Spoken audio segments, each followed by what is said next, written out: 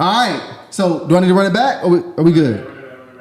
We are live again on Hardly Initiated Live. Yeah, my producer's screwing up. But let me tell you guys, thank you so much for tuning in. It is your host, Tyshawn Jackson, here with another episode with my co-host here, Ryan Catches. Yo, what's poppin'? Welcome to the show, guys. Welcome to the show, guys. As you guys know, we have been running through a series here, What Men Want versus What Women Want. Yes. What Men Want Part 1 featured Katie Bo and another married gentleman here that brought you guys amazing game. Make sure you tune into that one. We threw a Part 2 in with just the ladies. Sarah Fontenot came in, dropped some game. Y'all loved it so much. So Part 3 here is the All-Star Game. We brought your favorite people back, okay? And we added in another beautiful presence on the platform here. Kimberly Aaron, welcome to Hardly Initiated Live, now known as the Late Night Special. Welcome, Kimberly. Thank you for having me. I love being on the Late Night Special. Yes. So here's what I want to do, guys. Before we get into the conversation, the first thing I want to do so people can get a very accurate assessment of who's going to give in their perspectives tonight, I want to actually give a thorough introduction to everybody here. Okay, so people can really understand what's happening. Because each one of you have been handpicked here so we can bring a balanced and qualified perspective to the table. And we made it through the rain. Yes, it's crazy outside, y'all. Y'all don't see what's happening here. But we made it here just for you guys. I want to start with this tall, brown, handsome brother here to my right-hand side. Thank you so much. Katie Bo, tell the people who you are. And by the way, ladies, he is married. Okay, yes, we brought a married brother here. Y'all been wanting a married perspective. Brought a married brother here just for you guys. Katie Bo, tell him who he is. Oh man, a 30-year radio vet, walked away at the end of 2020 to create a content creation factory, and that's what we are doing. Been doing for the past 3 years. I run an organization called Man Up Community, where we help men become better, to scale, to embrace maturity, accept responsibility, never settle. Embrace unity and productivity. So we do some great things in the city, and I'm glad to be on tonight. Blessed to have you on, Katie. Blessed to have you in my... And I'm married. Oh, yes. You better say that. You're not going to do. I was a little quiet about that last time. Yes. My wife was like, hey. I was like, hey. Katie, you got kids? I do, thousands. No, I'm kidding. 5. Okay, he's about to lose the whole audience. Just not kidding. I got 5 kids. 5 kids. So we got a father and a husband here on the set, guys. Okay, so that's the perspective you're getting here. Now let's go over to the ladies. This is my favorite shot here. Man, go ahead, Lionel. Put it on. Oh, yes! Put it on those ladies.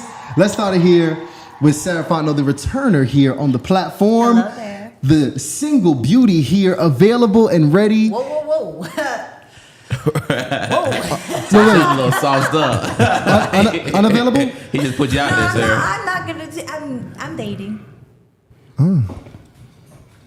So you can, but you kind of stopped me on that available. So I mean, like, I just what was feel that like about? that sounded so like so accessible. Yeah. I'm just not accessible like that. No, I'm exclusive. You know. I like that.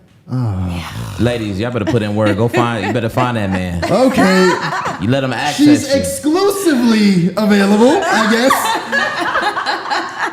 Exclusively available here in Atlanta, only for the top 1%ers. That's an inside joke for my people. Tune into the last show so you can know exactly what we talking about. But Sarah, give these folks a little bit of detail about What's yourself. up, guys? My name is Sarah Fontenot. I'm super excited to be here. Thank you guys for not just being in the toxic culture, but bringing up relevant, awesome topics every single time. I know this is going to be a great conversation. But also, I help people get out of their own way, mentally and emotionally, so they can go on to do whatever it is. Because we've all Googled our lives away. We've gone to YouTube University. We've gone to the seminars. We've been in the inner circles. We've done all of the things. And a lot of the times, we're still not doing anything to progress us forward because we can't get out of our own way. So that's what I love to do. That's my heart work.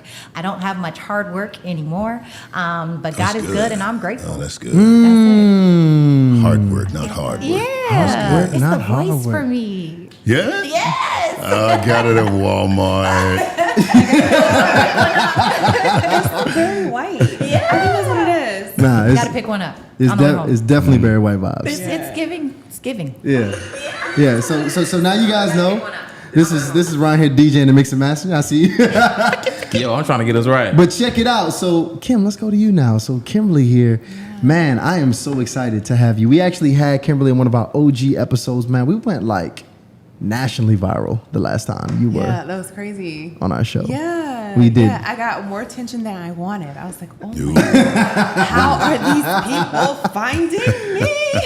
Yeah. Yeah. What's up, guys? I'm Kimberly Arinkatola.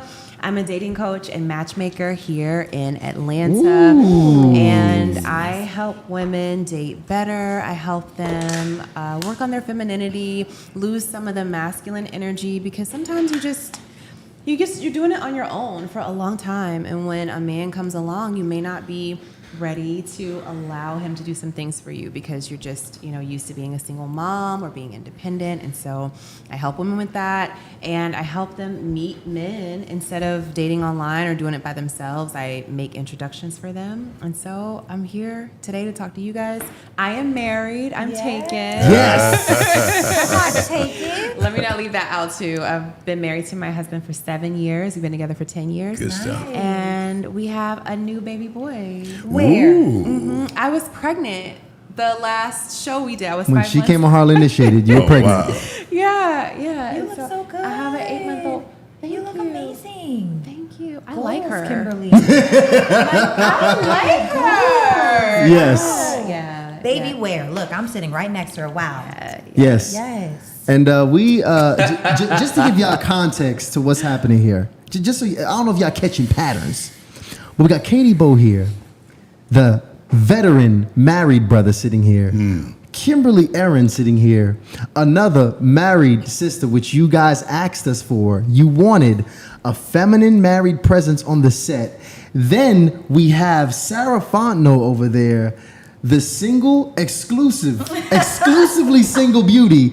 And then, obviously, you got the host of Harley Initiated, the young single bachelors Talk about here it. in Atlanta, Georgia. Talk about it. So the perspectives are coming from every angle here on this episode. So I'm really excited for the What Men Want versus What Women Want finale that's going to take place here tonight.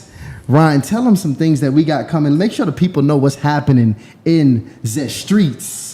So guys, check this out. So every Monday and Wednesday, we are going live. A little bit late today, but trust us, 8 p.m. sharp. Please don't forget to log on. Now, this is the thing, guys. I told y'all last week, I'm like, yo, we got to get 100 members in the next 30 days. So this is the thing. Yes. We actually hit 35 members today. Good. So we still got about 65. Is that the right math? 65 members to go. So Yeah. please join the YouTube membership, because it's going to allow us to bring the best guests, the best content, and the best conversations your way. Now, this is the very last thing, because I told this is only for my real ones. So last week, I dropped an exclusive link. I said, whoever joined the YouTube membership, I'm going to make sure to hook y'all up with 15 minutes. Just 15 minutes to speak to myself and Tyshawn. So it was crazy because we had such great conversation, and I actually spoke to 7. And 15 turned to 45. 15, yeah, it was, yeah. So listen, some of my people, we had some real therapy sessions. Some of my people, we had like a little hangout situation. Yeah. If y'all can't tell, I'm sweating because it's hot as shit in here.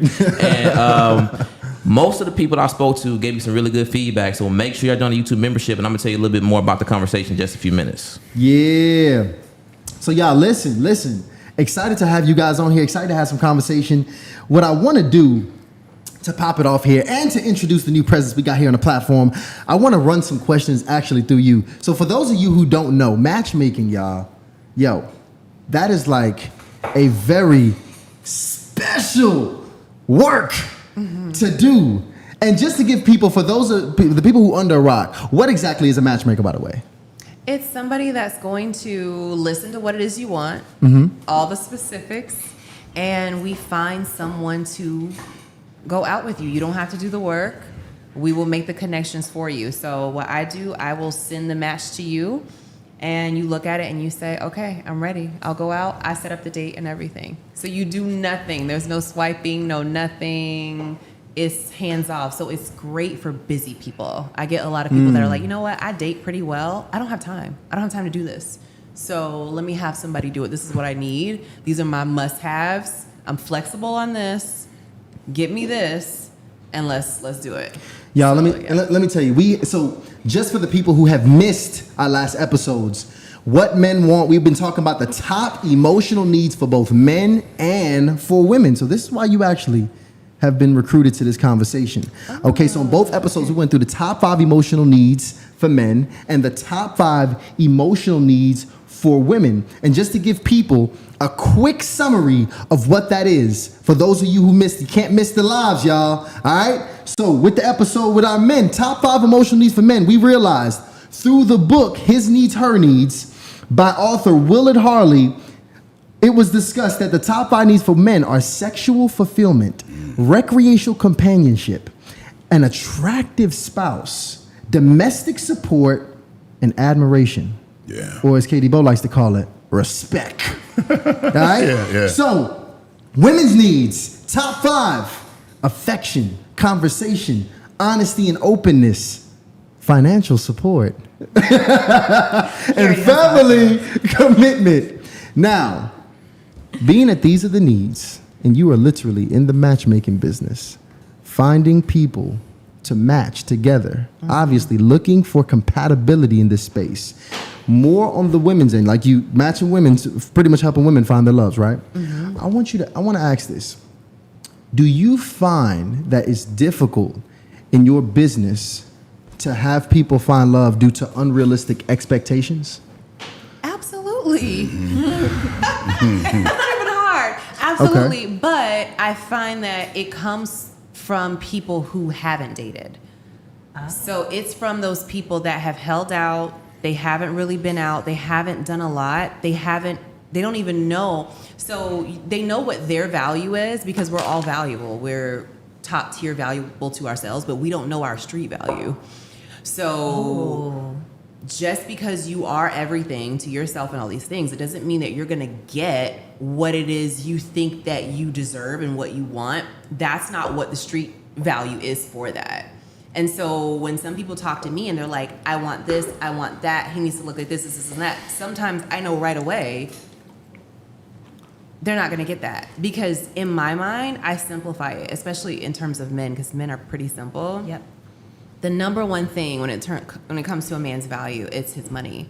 So how much money and success a man has is number one with how he values himself, as far as me, right? How I think about it. Number 2 is his height. Taller men feel that they have a little more status. They can acquire women more easily by being tall. 3rd is just his overall attractiveness. He has a nice face, nice physique, he works out. He's just overall attractive. Now, if you have a man that has 2 out of 3, he has money and height, we are already looking at a man that's in high demand. Especially if the woman is not the top tier things that the man is looking for. So I look at those things, and if number 1, if I don't see that woman has everything that typically men are looking for, and she's wanting a successful man that is financially stable and he's over 6 foot tall, it's gonna be difficult. Wow. So the top 3, money, height, and overall attractiveness. Is this like your top 3 or the top 3 that you found that just all women agree across just a scale that? My top 3 is for what women are asking for, what they're looking for. Everybody's looking for height. Even actually, I might even say height might even be more important than money. Whoa. It's like number 1. They'll say he needs to do okay. Nobody even gives me a number on the money. As long as he has a job. Mm-hmm. He's doing okay. He's a successful dude. He has education. That's what's cool. I need 6'2". I need da-da-da-da. Yeah. And whatever that is, instinctually, genetically, if it's nature, I don't know why we need height. If we're looking for protection or whatever that is, like that women see, like we think we're more protected. That's what's coming across. And so, but like I said, and I don't know how you guys feel about it, but what I see is that taller men can be, they're more sought after. And so it's competition. Yeah. I just want to add in here that I think that that's probably why most relationships fail, because people are looking for a physical attribute as opposed to an alignment of core values. You know, I think that when you know who you are and what you're after more so than just the physical, then that's when you can actually find a person that's aligned with the vision over your life. But that is wild to hear. Like, and street value? Wow. Yeah, I'm curious about that. Like, what determines street value? If I were to guess. It's almost like Attraction. Probably universally attractive would probably be one. Monetary success. It's what you're really going to get for something. Yeah. But how do you tell a person that you're looking for, baby, you don't qualify? Oh. And not even that they don't qualify, but it's all applicable to the times we're living in and what's available now. So what was happening 20 years ago, times have changed and things have changed, right? And so it's the street value of what's happening now. That's what it's applying to as far as what you can get. And that's why it's great when I get people who have dated a little bit, because they come in and the expectations are totally different. They tell me, it doesn't matter on this, doesn't matter on height, doesn't matter on that, doesn't matter on that. The people that haven't dated very much, that makes sense. They come in, they need, he has to be this, he's got to have a master's degree, and he's got to do X, Y, Z, or else that person they're not going to be a match for me. Are these women typically younger? No, older. No. So okay, so guys, check this out. So I just want to make sure that the conversation that we're trying to have is congruent. All right, guys. So we talking what women want versus what men want, part 3. Yeah. All right. So I want to be clear for anybody who just tuning in right now what we're talking about. Now this is the key, guys. We went over these 5 things. The men from 1 to 5: sexual fulfillment, recreational companionship, an attractive spouse, domestic support, and admiration. Before we hit the women's top 5, what I want to do is I want to touch on some of these gray areas between what women want, or rather what men want, and how women can actually execute upon that. So this is the thing. Let's start with number 1. Y'all ready? Yes. Sexual fulfillment. Now, this is clearly, I think every man would agree that this is number 1. Katie? Sure. Yeah. So this is a tricky thing because we get just the media is what's presented, right? And also, other men who solicit us as well for some counsel. They say, hey, what do I do if my woman is not giving me the goodies? That's what they ask. So my question for you guys is it ever okay for a woman to withhold sex from her partner? Is it okay? Go ahead.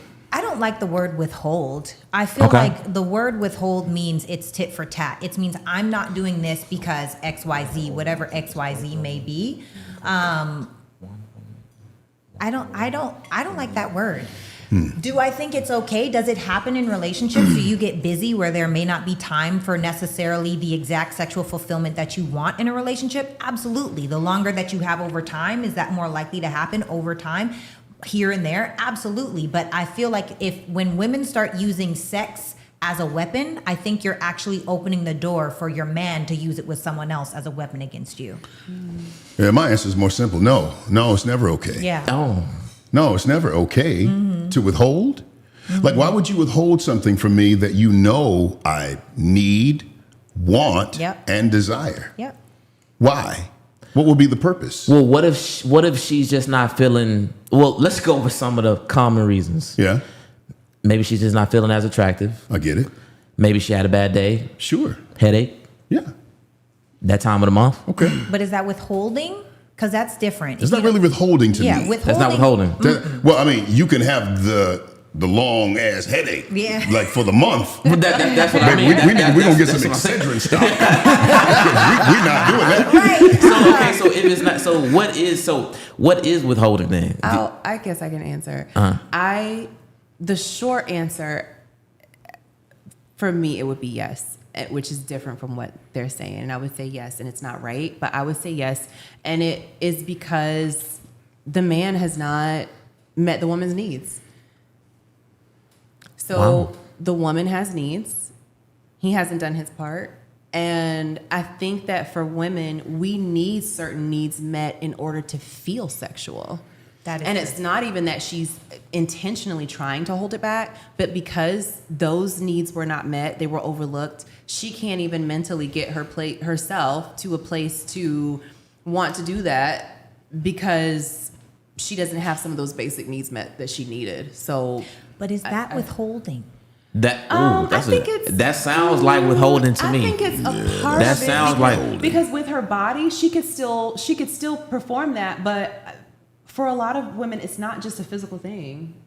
No, I agree with you, which is why I'm saying, is that withholding? Because I think the withholding comes from, I could give you this, but I'm not going to. Yes. That's what Right? Yes. she's So- communicating. No. What I'm hearing you say, and y'all can all tell me if I'm crazy. I'm hearing you say that, and we said this on our episode. When a woman's needs are met, we open up like a flower. yeah. We melt like goo. We Yeah. are just ready. We are with whatever. Right? Multiply when it. Yes. What fantasies? What this? What that? Let's do it. Right? Yeah. When your needs are met. If your needs are not met, it's not a conscious thing of my needs aren't met, let me go XYZ. That's not what Kimberly said. Kimberly said you may not even know that it's happening, but your needs aren't met, you may not be feeling as sexual, and so it's less of a I'm withholding this from you intentionally and more of a we got into this rut in this flow and somehow we have to switch it in order to change the direction that we're going in. That's what I heard. I mean, for instance, one of the things that the woman needed was like family Yeah. support. Yeah. Okay, what if the man hadn't been there for the family that week? She needs financial support. What if he wasn't financially supporting the family that week? Is that fair? She needs affection. She needs conversation. So if all those things are lacking, but now he shows up Let me ask you for this question. physical. What if I don't think that's even deserving. Katie, do you think that's fair? Because I'm just very curious because I'm not married, so I just know these situations. I mean, I get what you're saying. Hey, this guy's not, fulfilling his part of the role. Yeah. But do you think, Katie, that excuses a woman from being able to have sex? if you know that I need it? I need something too, Katie. Sure. Yeah. And we can talk about that. But that's what the conversation is about. So okay. it becomes, I don't hold hostage air if you need to breathe. Because if I genuinely need it, honestly, if I genuinely need it, there's got to be a path to it. So typically what I do with things that my wife needs, it's never no.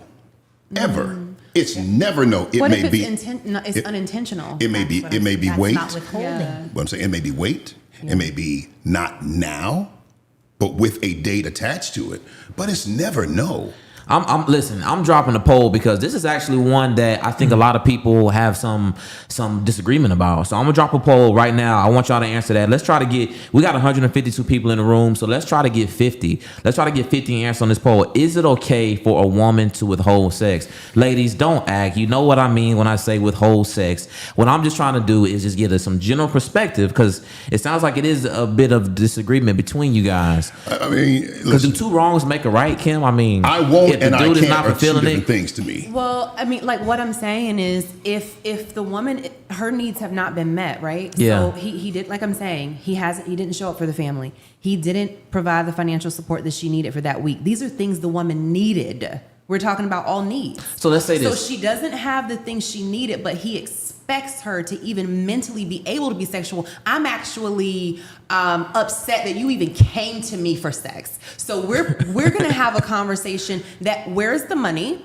Where were you for our kids? Where were you when I wanted to talk? Like that, Because though? didn't it say that we needed affection? We need to talk. When It do I does want say to that. talk? Like Talk to me. with that energy, you just like didn't- that? Yes, you didn't talk to me. You're not You gonna didn't get give me any nothing. affection, but then you showed up for something you needed. Yeah. Oh, you know what? I'm gonna let you know. There's nothing. You don't even come. Don't even come here for anything. He's not gonna come if you don't, No, you because see, okay, so this thing, Kim, that's a major problem. I get what y'all saying, but that kind of worries me. As a single man, that worries me. That if my woman is not quite feeling up to it, and she, based on her alone judgments on what's being provided, that does worry me a bit. I mean, is there no middle ground? Can the woman not, maybe? I mean, I don't know. I'm not saying if it's one thing. If it's one thing, that's cool. But if there's a list of things and that man has ignored it, because here's the thing, your woman she's going to communicate with you. Nobody is going to not tell you something and just be mean to you. Like, I'm just giving you cold shoulder. She's going to say, hey, Ryan, this is what I need from you. And I didn't get it. What's going on? If you say, hey, baby, I wasn't able to talk to you this week. I've been doing da-da-da-da. Okay, that makes sense. It makes sense to her. But if something's not adding up, that's where we have this disconnect. But like what Katie was saying, I'm communicating with my wife. She told me she needed something. I said, baby, I can't get this week. But here's the plan. I'm going to have that for you by November. There's no issue here. Yeah. Come home, baby. Yeah. I think it does come back to effective communication at the end of the day. Is it really that easy? Just No, effective it communication? should be, so. but in society, it's not. And I think the reason why is because we as women have to understand that we're dealing with a male ego, right? The fragility of a male ego. And I think so often, because women are very masculine in this day and age, women are really masculine in this dating era. And so instead of saying, baby, I feel overwhelmed and I really need help. And it was really hard for me to be with the kids this week. And could we do something? Is there something you could do to help me with this? Now, masculine man is like, oh yeah, baby, let me fix it. Because masculine men that love you want to solve a problem. Yeah. So when you're not bringing him more problems and you're just peacefully offering him a problem that he would feel good solving, that's a completely different conversation than what people are getting in this day and age. This day and age is, Negro, you don't this, that, and the other. I'm over here with the kids. Why am I? Oh, now it's discourse in the household instead of effective communication in the household. And I think that that's when you were talking about women being inside of their feminine and men being inside of their masculine. I think that it's really important, or whatever, he, she, it, they, all of the things, masculine and wants feminine and feminine wants masculine. Facts. So at the end of the day, whatever is inside of your household, it's really important to make sure that you're leading the conversation in a way where you can get the result that you want. Because there's a lot of people that want to be right more than they want to be happy. They want to say what they want to get it off their chest more than they actually want the solution. Yeah. So for me, I personally feel like my men oftentimes meet my needs. When I'm in a relationship, my man has met my needs. Now, and sometimes in the future, they don't meet your needs because sometimes. that's human, right? But So- it's a conversation because is this a season or are you committed to the BS? Okay, so let's say in a situation they not meeting your needs. I Yeah. get what you're saying, a conversation. It Yeah. sounds simple, but Katie, I mean, is it realistic that men can just have this simple conversation about all these rough things and all these problems that they're facing? Is that even reasonable for them to bring that to their wife? To their wife? Yeah. Yeah, it's reasonable. It's very reasonable, and you should. And I feel like the woman should 100% make it easy for that to happen. Yes. Like what we find as men is that the path to your rage, the path to your anger, the path to your disgruntlement is easy. But unfortunately, the path to your happiness at times is just, man, it's a long, bumpy road and it's unnecessary. To me, I believe that it is unnecessary because I feel like if we want to have a congenial relationship, then show me the path to your happiness. And no matter how difficult it is, if I know you're going to be happy, then I'm okay with that. Yeah. I'm okay with walking it. But it just can't be unnecessarily uncomfortable. And that's what a lot of men find. Yeah. That's what we find. That makes sense. It's like men can't be Yeah. honest in this day and age. We talked about that too. And if we can't be honest with you, we're going to be honest with somebody. Period. And that's not a threat. It sounds like a threat. No. It sounds like a threat. But it's not that we're trying to be threatening. But in a relationship, right? If you don't find like you don't congeal with the person that you're supposed to congeal with, then you move towards independence. Yep. Because that vulnerability hurts. And at the end of the day, I want to take my heart, take my armor off, take my heart out, give it to you on your side of the bed, and all night long, you make sure that thing is right. And by the time the next day comes, I put my heart back on, I put my armor on, and I'm good to go. But if that doesn't happen, we move towards independence. But we're not designed to be independent creatures. We need to be in relationships. So what happens when you get tired of the independence and you can't have the right relationship, you have a relationship, toxic or not. And then the cycle just continues. And I'm saying that one of the greatest things that we can do is have conversations like this, because it's necessary for us to say, I want to. And you say, I want to. Well, hell, let's find a way to do it. Yeah.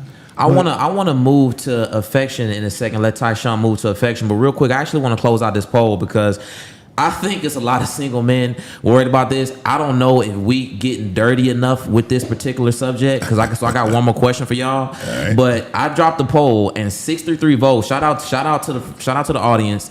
56% of the people said no, absolutely not. It's not okay for a woman to withhold sex, which I completely agree with. All right. Now I don't want to go back and forth with y'all about withholding, but I really got to get to the nitty gritty. So let's just not say Kim's perfect situation where the man is not providing all of these needs and therefore, in consequence, she doesn't want to give sex. Let's not talk about that perfect situation. Let's just talk about when the man is providing all of those things and the woman just flat out has an attitude or a general disposition where she does not want to have sex.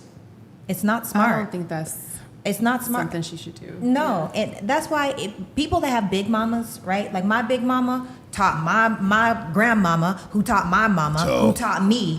When your man taps you on your shoulder, you roll over.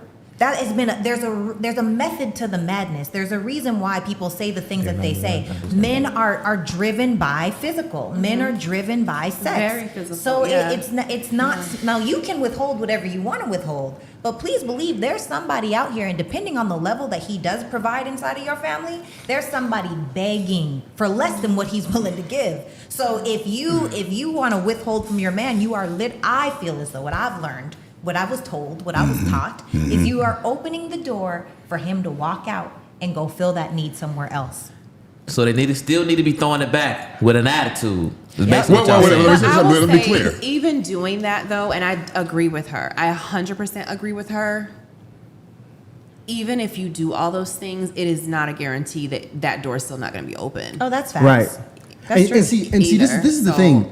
Like when you look at it, that's why it's so tough. That's why, guys, you really got to work. Like you really have to work on yourself and understand what it takes to be in a marriage, because it's a whole different ball game getting sex single and getting sex as a married man. Yeah. Because as a single man, all I got to do is bring chemistry to the table, and a nice ass bro. outfit, and I'm getting laid Man, over listen. and over and over Easy, again. easy peasy. And now I'm in this arrangement where now that just goes completely out the window, and I have to be fulfilling all of these needs that I probably was not prepared to fill or don't even really know anything about, because I did not read his needs, his needs, her needs, and I have not subscribed to Harley Initiated podcast, and I don't understand what the hell's going on out here. And I'm in this marriage now, and I'm not getting access to sex with the skill sets I had prior, and that can be very frustrating for a guy knowing that he needs to do all of these things to get access to sex when that wasn't the ball game a bit prior. So that's definitely something you want to keep in mind. But I want to ask you this, Katie, before we move off the topic. Yeah. Because I want to know if it's realistic. You've been married now for how long? See there. I think 16, 17 years. Okay, over 16. I've been with her for 17 years. 22. Yeah, so. Beautiful. But it's my second marriage too, though. So let's even call it 2 decades. Yeah. Being with a woman for 2 decades, is it realistic, in your experience, for one woman to satisfy all of your needs sexually for 20 plus years? All of my over needs? a span, all of it sexually. Yes. Sexually, all of my needs? No, that's not. So should a man not expect to have all of his needs sexually be met in his marriage over a period of time? Let me say it like this. So if you were a virgin when you got married and you didn't have a vast array of experience, then you can learn together with her, and you guys can have a great time.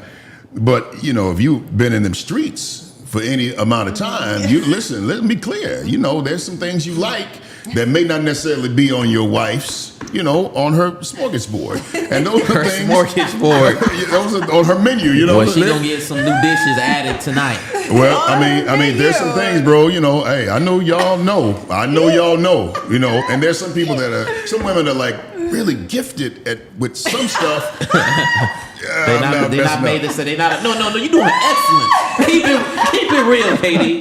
Some women they got the throw game is basically what you're saying, and some women got the other thing. Bro, you got to. Oh no, I'm not gonna go there. But but I'm saying, but the thing is, when you get to the point where you find that one woman that you're willing to be vulnerable with. Yeah. And you bond with her and you make her that person that this is you. I'm not outsourcing this to anybody else. Now, granted, you don't like this, you definitely ain't doing that. Right. But what you do, you make it available, and you got the right heart, you got the right mind. I'm willing to do that because that's a sacrifice I'm willing to make, because you can bring home some stuff from these streets that don't necessarily go away. That's right. With the prayer. You know what I mean? Yeah. So, yeah, I mean, no. So if you're thinking that you're going to get the squirter, the one that like it there, the one that do that, the one that shape like, no, you're not going to get all of that in one person, bro. And you might as well get your mind right. Okay, so guys, that means we're gonna have to settle for a subpar sex life based on what Katie Papa does. But that's okay. That's not subpar. You're not putting words in my mouth. I'm kidding. That's not what he said. I'm He kidding. gotta learn. But I do want to say one thing, because I feel like we live in a generation, and not to be graphic, because that's not my get down. But I do feel like we live in a generation where even sex itself, it's like, what do you do? Foreplay, penetration, done. And nobody is really taking the time to even learn their whole body, let alone someone else's. Yeah. So I would say to people that are at home listening, like, figure out what is it that you do like. Yeah. You know what I mean? Take the time, explore with your partner, get the things, try the things, do the whatever, like whatever it may be, so that it doesn't have to be. You might be sacrificing because someone might not be good at this, but ooh, I found this and this is way better. You know what I mean? So I think that's what I heard you say. Yeah, you could. Listen, let me tell you something. In some would say, in their day, they done beat up a lot. I mean, you have won. You got the belt. But when you get in that space of Kama Sutra, and you're making your heart vulnerable, It's different. and you making them go there with a feather, oh, that's different. That's different. And you don't do that with everybody, because you ain't vulnerable. And you don't trust like that with everybody. Yeah. It's different. You might be gifted, but no, not like that. Not with everybody. Yo, real quick, because I don't know if y'all forgot, but y'all need to join that YouTube membership. Like, seriously, if you get in game right now, just show love, show support to the channel. Join the YouTube channel membership. Shout out, look, a couple shout outs. Shout out to, listen, I talked to Candace this like 2 days ago. I talked to Fancy. I still got to talk to Jade and Janelle. I talked to Clarity. Shout out to Clarity. I love y'all. Listen. Yeah. And I want to give a quick shout out to Shawnetta. Shawnetta, welcome to the squad. We appreciate you. And shout out to Tiffany, man. Tiffany Smith just sent our first super chat for the night. And this is the thing. This is what I expected. Over 200 people right now in the live. This is excellent. And right now, if you're just catching up, we rocking with, listen, KD, y'all asked for him back. I don't know if it's the bald head. I don't know if it's the suit. It's the total package. It's the voice. You asked for Sarah to come back, also a fan favorite. Sarah, the ladies just really resonate with you. And since you asked for a married, beautiful young lady to drop some game, Kimberly Aaron came as well. Yeah. So we're pretty much hitting y'all with everything. So please join that membership. And what I want to do, I want to transition, because I know Tyshawn's going to have some questions for the ladies about this particular area. We already talked about sexual fulfillment being the man's number one thing. And now Kimberly mentioned, she said, but look, affection comes before sex, right? Absolutely. So I want to talk about that. I want you ladies to weigh in, because I think Katie is the OG, but we're really gonna test his Mac Daddy skills today. I want y'all to let me know if this is how you would define some quality affection. Okay. So Katie, let us know. You looking to show your ladies some affection. Give us some ways that you're doing that. My wife? Yeah. Your only lady. Bro, we 50. Are you serious? Okay, depend on what the night is. Honestly, it could begin with me cleaning up the house. Yeah. Oh my God. It's little stuff. Like, I don't have to do very much. It's cleaning up the house.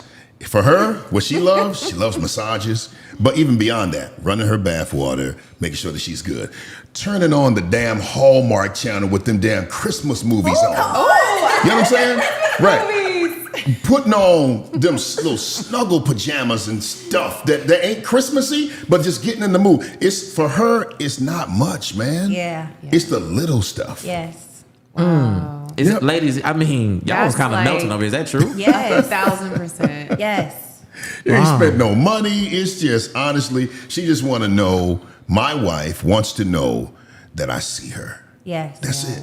I see her, I understand her, and that I'm not doing all this stuff. Because my wife will ask me real quick, who you doing this for?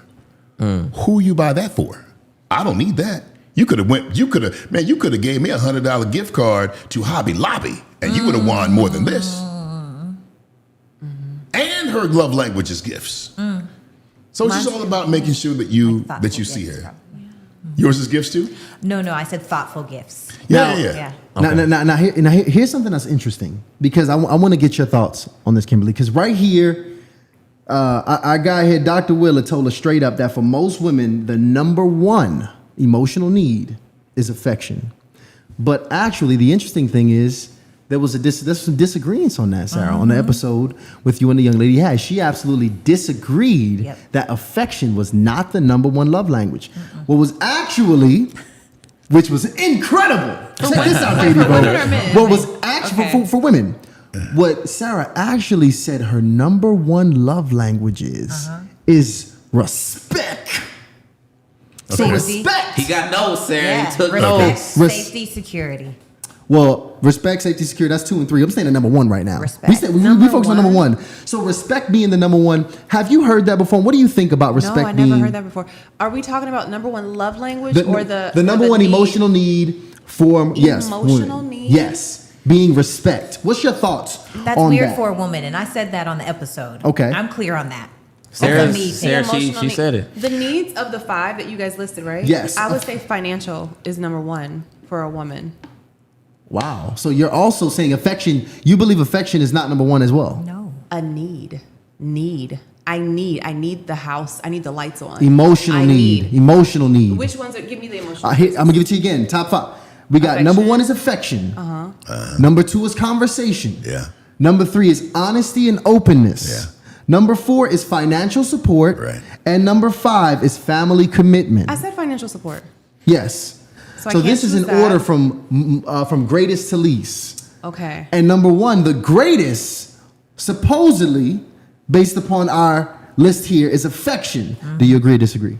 I think affection is very important. Yeah. But you saying money, the bag is most important. A need financial. I would venture to Because say, I can't do much with the affection if that's not in place. That's why. If that's the number one need, is now because Kim, you speaking from a level of experience with your clientele as well. It's life. It's Okay. everything. We're in a recession. Damn. So She said inflation, B. Damn. anything can be wiped from under our feet at any given moment, right?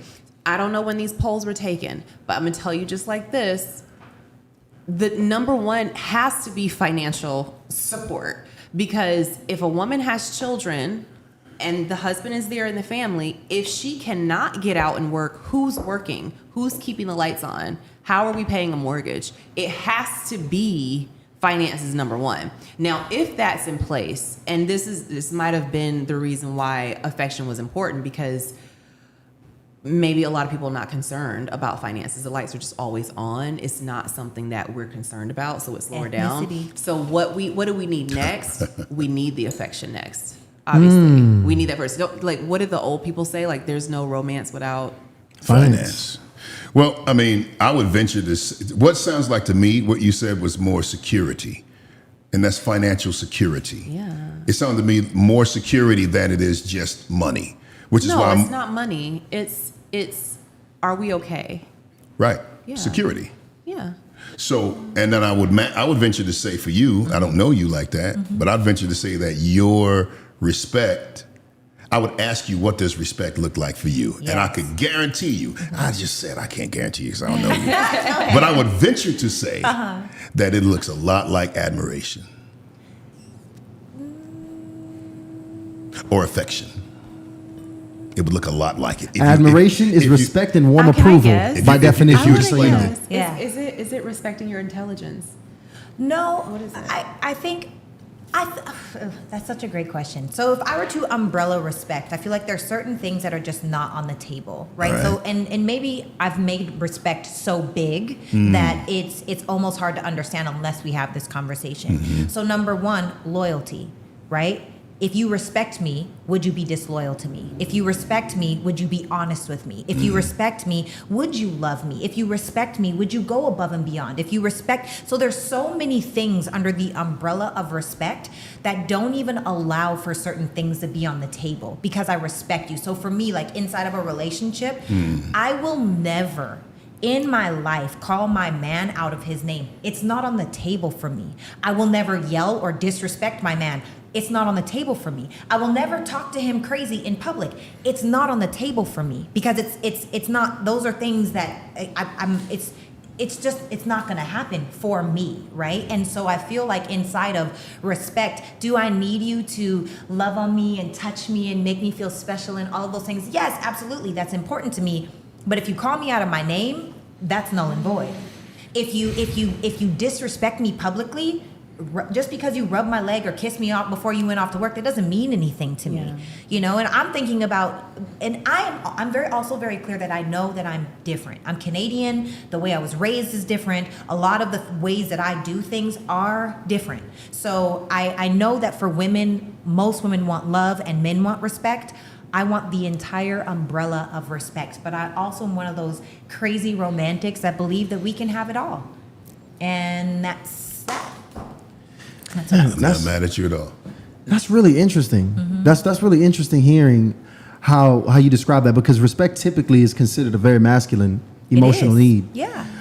Because, I mean, as you know, men, like us being respected is like just you really loving on our ego and making us really feel like a man when we are respected at the highest levels.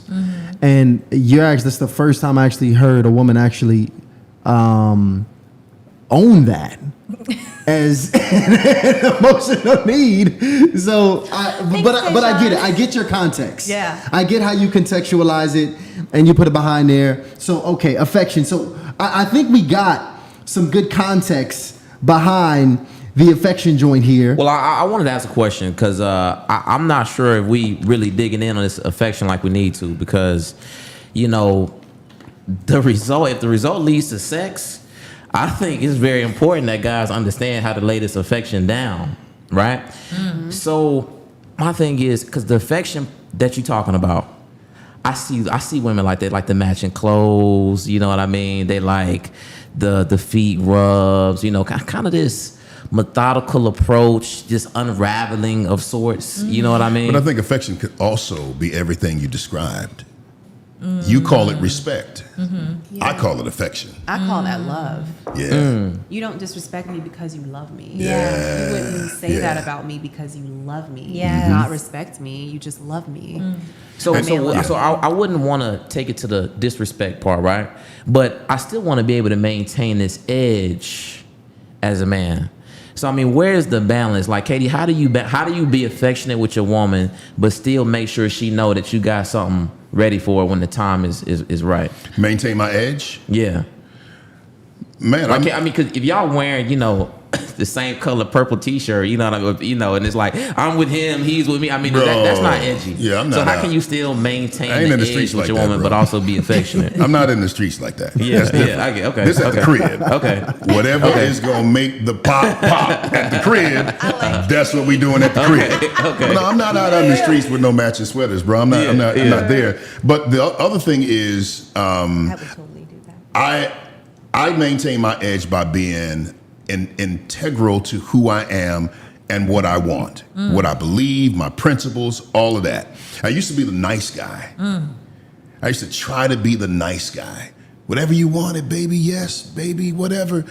But what I learned is That's not affection, just to be clear. That's not affection. it's a form of affection, but it's manipulation a little bit on my end, because I had to grow up, bro. I had to mature, because in the book, No More Mr. Nice Guy, I don't know if y'all read that, but it's a great book that it's like when you have those mother wounds, father wounds, it's like you don't want to mess up because you don't want to not be loved.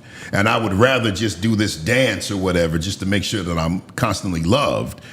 But when you do that, what I realize is that y'all will disrespect us when we don't have our own opinions and we're not very clear on what it is that we want, what our yes boundary is, and what our no boundary is. And it becomes disrespectful. So for me, I didn't have an edge, bro.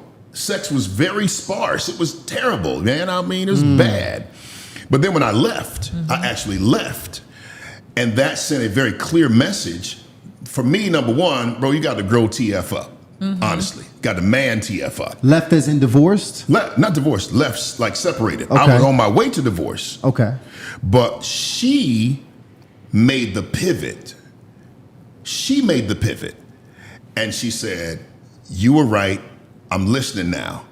And the community made the difference too.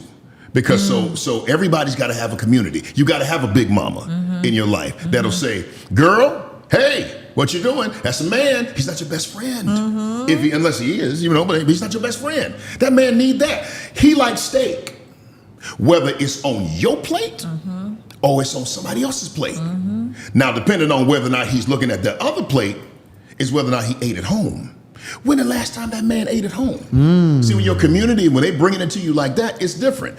I do understand the whys. Like there were some things, the way I was showing up, I was making it easy for her to disrespect me, Kim.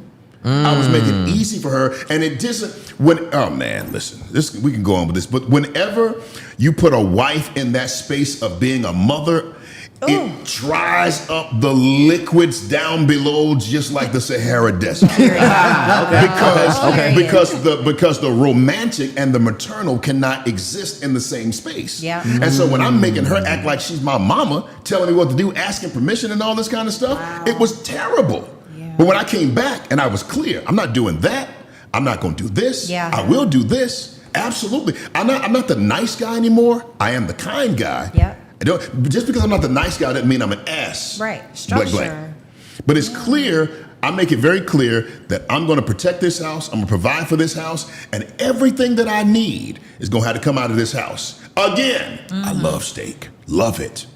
I love this steak, and I love that steak over there. Now, I just want to make sure that I keep eating this steak here because I got an appetite. So, Katie, let me tell you something. You are OG because that was just some smooth game right there. Ain't no game, but I get what you're saying. You're basically saying that you could still have this level of affection for your woman, but you still have to set boundaries so you're not really giving up who you truly are just to get sex. When you are moving towards your wife or your girl in that needy way, she pulls away from you. It's just natural. True. It's just, I didn't understand that. Yeah. That here I am just asking for sex. Yeah. Hell's we talking about? What are we doing right now? No, I position the situation. I want to make sure, hey, we good. I'm setting the attention in the morning. This is what I want to see happen. There you go. That's what I want to say. So however we need to play this out, that's what we're going to do. I'm going to do my part. And so if you got a headache, baby, listen, reach up in the closet. Deal with that. If the kids is in a place where you deal with that. But I'm coming home and I'm going to get that tonight. And I'm going to eat till I'm full and I'm starving. Okay, so I like that, KD, but let me ask the ladies because you beautiful ladies. I'm sure you have your pick of men, to date from. Have you ladies ever dated a guy who was like the prototypical nice guy? Yes. Okay. And yeah, like overall, Sarah, what was that experience like? And was it like did he become a nice guy, or was he at the beginning was he a nice guy? It was worse than him being a nice guy. It was a guy who didn't know who he was. And when you don't know who you are, you don't have certainty. And when you have no certainty, you're wavering. And when you waver, I don't trust you. And so and then when I don't trust you, I don't respect you. Bars. Right? So I realized through that experience of being with that person, it was like I kept giving you opportunities to take the lead. I kept giving you these opportunities because I jump head first in. Like when I'm in, I'm in. When I choose, I choose. That's it. And as an adult, I usually don't choose people like this person that I had chosen. And so when I did, it was literally disappointing time after time after time. And it just eroded my respect again and again and again and again and again to a point where I'm like, I don't like you, I don't trust you, I don't respect you, I'm out and I'm done. Yeah. Like I kind of told you guys in the last episode, I will test, right? And dating a nice guy, you're actually kind of ruining yourself, because a woman wants a woman now. I'm talking about a well-rounded woman that has stuff going on for themselves. They want to know, is their man going to be who they are because that's who they are? Or is it going to depend on the boys they're around? Is it going to depend on the women they're around? Is it going to depend on the job they may be doing? Yeah. Can I count on you to actually be you? Or are you just out here faking the funk with everybody? So now your perspective is from you, because you dating, you actively dating. So Yeah. so I am curious, Kim, because you got clients, variety on a spectrum. What would you tell a woman who is actively in a serious relationship with a nice guy? Is it any way for her to communicate without being toxic to help him recover from this illness, or what? I've noticed that if something is going on that you want to address with your man, it's best to just address one issue at a time. Don't bring him a smorgasbord of this isn't right, that isn't right, I had an issue with this, and I had an issue with it.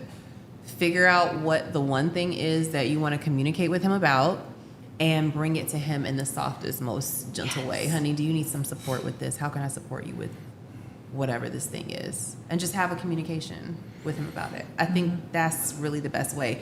But I love what she said about this man that didn't know who he is. He didn't have structure. He was wavering, because women, we are following you as our leader. Yes. So if the leader doesn't know where he's going, if the leader is unsure, like when Katie came back home and said, this is who I am, I'm the leader of this family, it's automatic respect. It's a relief for us to say, oh, my man is here. He is the leader. I'm going to follow him. He knows where he's going. We don't need to see anything. We're looking at you. So if we see a person that's unsure, that's where we are discombobulated, because we're trusting you. We're trusting you to lead everything. Yeah. So the more sure and confident you are with where you're taking the family, where you want to go, a woman will follow you anywhere. Now, I want to ask this question too while we in this space, because you actually said something that I thought was very, very interesting. And I think it's something that floats around the space. I'm sure you've heard this, Katie. You made a statement. You said that you associate loyalty with respect. Yes. I'm sure you've heard this, but there's many men that claim that they can literally have sex, Katie, completely separate from their emotion. Right? Yeah. I want to know from a man's perspective, is it possible for a man to step outside of his relationship, go ahead and get that steak on somebody else's plate, right? And still have absolute love and respect for his woman at home? Yeah. With him still being able to have sex with another woman? Is that possible? Yeah, it's possible. It's 100% possible. If you told her what you was going to do. Period. Wow. Drops the mic. If you told her what you was going to do, man, and she was cool with it, she was on board, she had buy-in, hey, bro, knock yourself out. I envy you. I couldn't part my lips. I couldn't part my lips to say that ridiculousness not to my black wife. No. But, the thing is, can we have sex with a lot of women and mean something, mean nothing? I don't really want to get into that space. But it's about the integrity that comes with it. Yes. So if you believe in it wholeheartedly, you can have more than one wife, you can have more, all that, fine. Run it by her. And if you can get her buy-in, do your thing. If not, hey, bro, you operating outside of integrity, and that's a thing. And let me real quick. So when you're talking about some of the hard stuff, that's why we got to have community. Like there's some things only women can tell women. And there's some things only men can tell men. That's a good point. Like, bro, you soft. You tripping. A woman can never tell a man he's soft. It is the ultimate level of disrespect. Now, I ain't finding disrespect from us too, but if we're your friend, then you hear it differently. Yeah. And you say, well, how you know? Well, what you mean? Why you say that? Yo, bro, when she told you XYZ, man, you blah, blah, blah, blah, blah. And that's why you got to have a community of people that are not afraid to tell you the truth. Right. And those that you can tell the truth to. Yeah. Right. Man, that's beautiful. Actually, that kind of hits that honesty and openness. I want to go to the men's needs. We've been really sitting on the ladies' needs for quite some time. This is a need I'm gonna have a little bit of fun with here because I think it's one of the. It's a very misunderstood need for men, and I think it was a very controversial need in general when the book was produced. But he actually speaks on how an attractive spouse is actually an emotional need for a man. Why are you looking at me, Tasha? Here's why I'm looking at you. Here's why I'm looking at you. Because I can imagine in the matchmaking business, you understand the raw primal realities Yes. of attracting a man and a woman together. So you probably got to have some of the realest conversations with men and women than probably they've ever had with anybody else. So when you are communicating with a woman that is looking for love, you want to match her with someone, and you know that that attractive piece is something she really needs to step her game up in. Is this something that you find yourself having to communicate frequently amongst the women in your tribe? Like, how do you handle that situation when communicating to your woman how to best position themselves to attract men? It's really two choices. There's two choices. I look at it two ways. Either the woman is going to make some changes herself physically to obtain the type of person she wants. This is the caveat. If the woman says, I don't care to change, and I've had this. I've had women say, Kim, I don't wear makeup.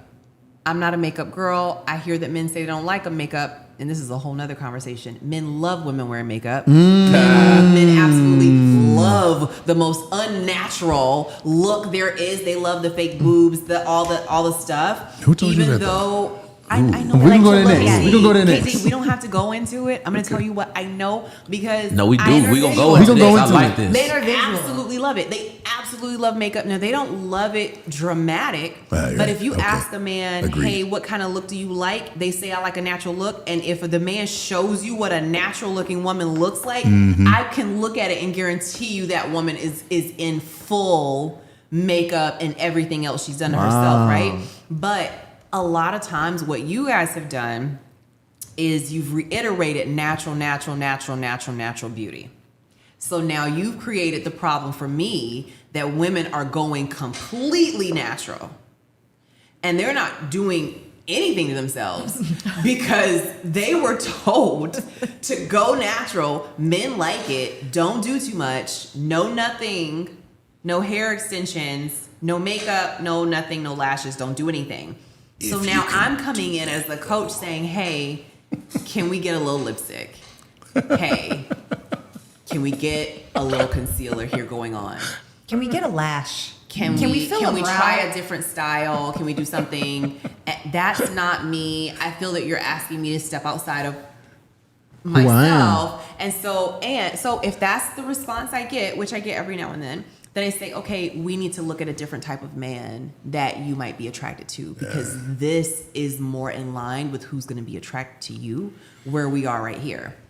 And the craziest thing, I have somebody that the profile photo that they use is exactly what I asked them to look like. I said, hey, this picture of you right here that's on the front of your profile that you've been using, that's exactly what I asked you to look like. I actually love you in pink. Whatever it is about pink that it does to you, it looks good on you. I love it on your skin. I love the way you've done your hair, the makeup, everything is her. She goes, I actually don't like pink. I actually don't wear it a lot. And I never blow my hair out like that. I keep it I keep it natural. I keep it super, super curly. Wow. I blow my hair out once a year. I don't look like that. Why do we have it here? And she goes, I get a lot of hits with this picture.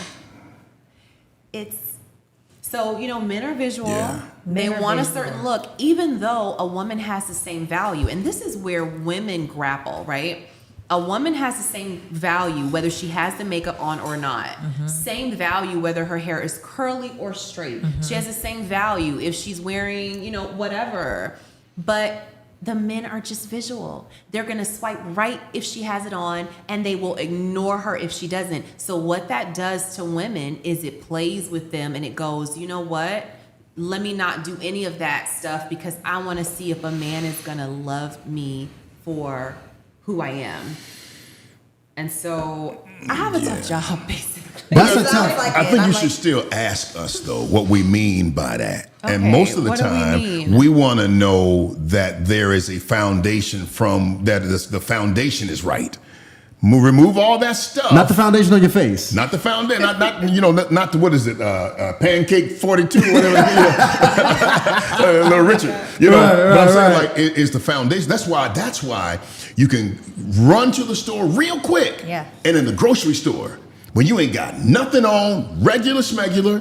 I hope you ain't got SpongeBob pajamas on, but you'll get hollered at so much. Yep. Because in your natural state, Yeah. you're beautiful. Now, when it comes down to presentations, yeah, when we step out with you, we don't want you Alicia Key in it. No, baby, we gonna put a little something on. Be right. But when we get back home, I know what I got. And it wasn't bought, it wasn't manufactured. That's you. That's what we talk about when we say we want a natural look. And keep in mind, it's only some sisters who could step out that house raw as they came in this earth and just be like just straight bad. Okay, now let's just be very real. Yeah. And like when men are actually, I agree with you saying, because when men are talking about they want a natural sister, they're talking about like the woman who can step out and like literally do it like that, be bad as hell with, and in most cases, because realistically that's not gonna always be the case. I see how you putting on some makeup is definitely gonna make you more attractive in the space 100%. So you do got to take that with some context for sure. But I'm gonna be honest, as a man, one thing always in the back of my mind, I always am very conscious of what a woman looks like in her raw state, because I don't know if this is wrong or will be taken the wrong way, but I'm always thinking genetically what my children What will your look like. kids gonna look like, hands Like down. I always and I tell Ryan this all the time. Talk Like that. Ryan knows, like the most important thing for me with a woman is a beautiful face.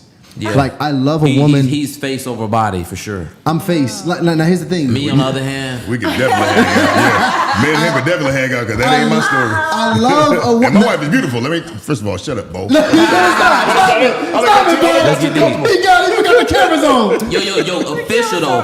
Guys, I want you to share this broadcast right now. We are 66 minutes in with just under 300. So 295 people on the live, an hour in, guys. I think this is a record, to be real with you. We already got plus 35 members. So look, let's try to get to 400 tonight. Let's try to get to 400. I want y'all to drop those super chats in. Any super chat, we are answering your question, whatever it is. If it's crazy, uncensored, we're gonna ask that question. So Love make it. sure you send in that super chat. Yeah. And Katie, I think you was about to just get very honest with us about. You said you was about to say you like them thick. Yes. Oh, yeah. I'm a little different about that. Yeah. Hey, we know each other. We know each other. Yeah. Deep level. Definitely. I'm definitely, hey, hey, what's up? On you, And I will say, He's a Southern gentleman. I don't know. Like, this is the thing, man. Physical appearance and attractiveness is just so important. It's so important. Now, I do think, to just my preference, but I also just think in general, when it comes to the physical attraction scale from a 1 to 10, I honestly think if you're in shape, automatic 7. Automatic 7. Ryan, where are you getting I seriously think that automatic 7. If you are 7, Yeah. I think that you can go beyond wherever you want to go in life. That's your Okay. baseline. That's the base. You're at a my base God. 7. I Just think in that shape. 7. You're always yeah. going up. Okay. Exactly. I think it's I think 7s is just in general. If we was let's just be real when it comes to scale of beauty. I think 7s is pretty much acceptable on everybody's standard, as this is somebody I would date. I would agree. A 7 is cool. Yeah, like we're gonna make it work.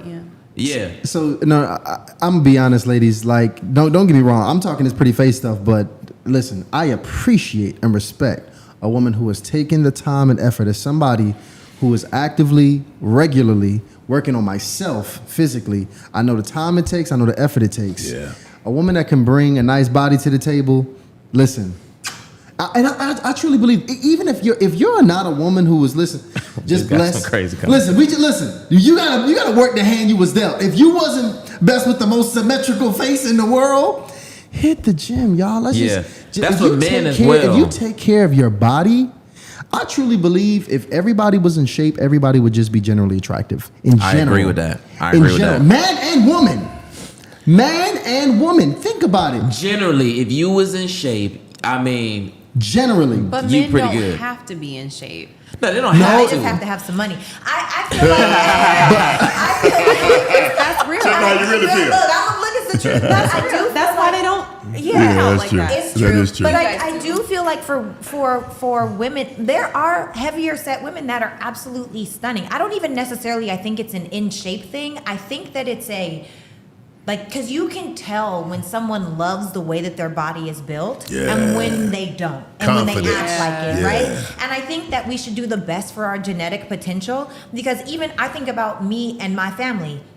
Compared to my family, I am a beanpole. You hear me? The ladies are like Coke bottle, perfectly framed. Like, I didn't get that gene. And so if you're the person You don't that's- think you're curvy? No, I'm not curvy. I'm like but we need to have this conversation. We're not going to talk about it because wait, can we get you to stand? I think the people want you to stand up in the corner back there. Everybody I doesn't think they have want to to be see sir. curvy. What are we talking about right now? No. Okay, but this is what I'm saying. This is what I'm saying. Depending on your preference, right? Like if you took my sister Lauren, who is literally like a 36, 20, 48, like she's literally Coke bottle framed, and then you have a me who's much like I'm a slim bean, right? It's doing the best for your genetic potential. I don't think there's a right or a wrong way. I don't think it's a in shape, have to have abs, because there are men that are like, I don't want something that's harder than me. You know, I don't want something that XYZ. I think it comes down to preference, and I also think it comes down to just taking like care of yourself and having discipline, because I think that's what men are attracted to, because how you take care of yourself is how you'll take care of their kids. Yeah. Well, and that's why That physical part. attraction is so important. And this thing, I don't want to get into like heavy set women or skinny women, nothing like that. Everybody's It's not beautiful. even about that, because I like women personally of all shapes and sizes. All that I'm saying is that if you are in shape, this is just a really good standard to follow. I mean, this is literally your first impression. So however your body is made, it's boxy, it's curvy, it's slim, it's trim, whatever. If you just by getting in general shape for men and women, I think you're going to be in a better position in the marketplace, period. You know what takes it up another notch for me too, though? Is kindness, Yes. sweetness. Yes. For most dudes, man, sweetness is is our weakness. If you sweet to us, oh my your gosh. face card may not necessarily be, facing,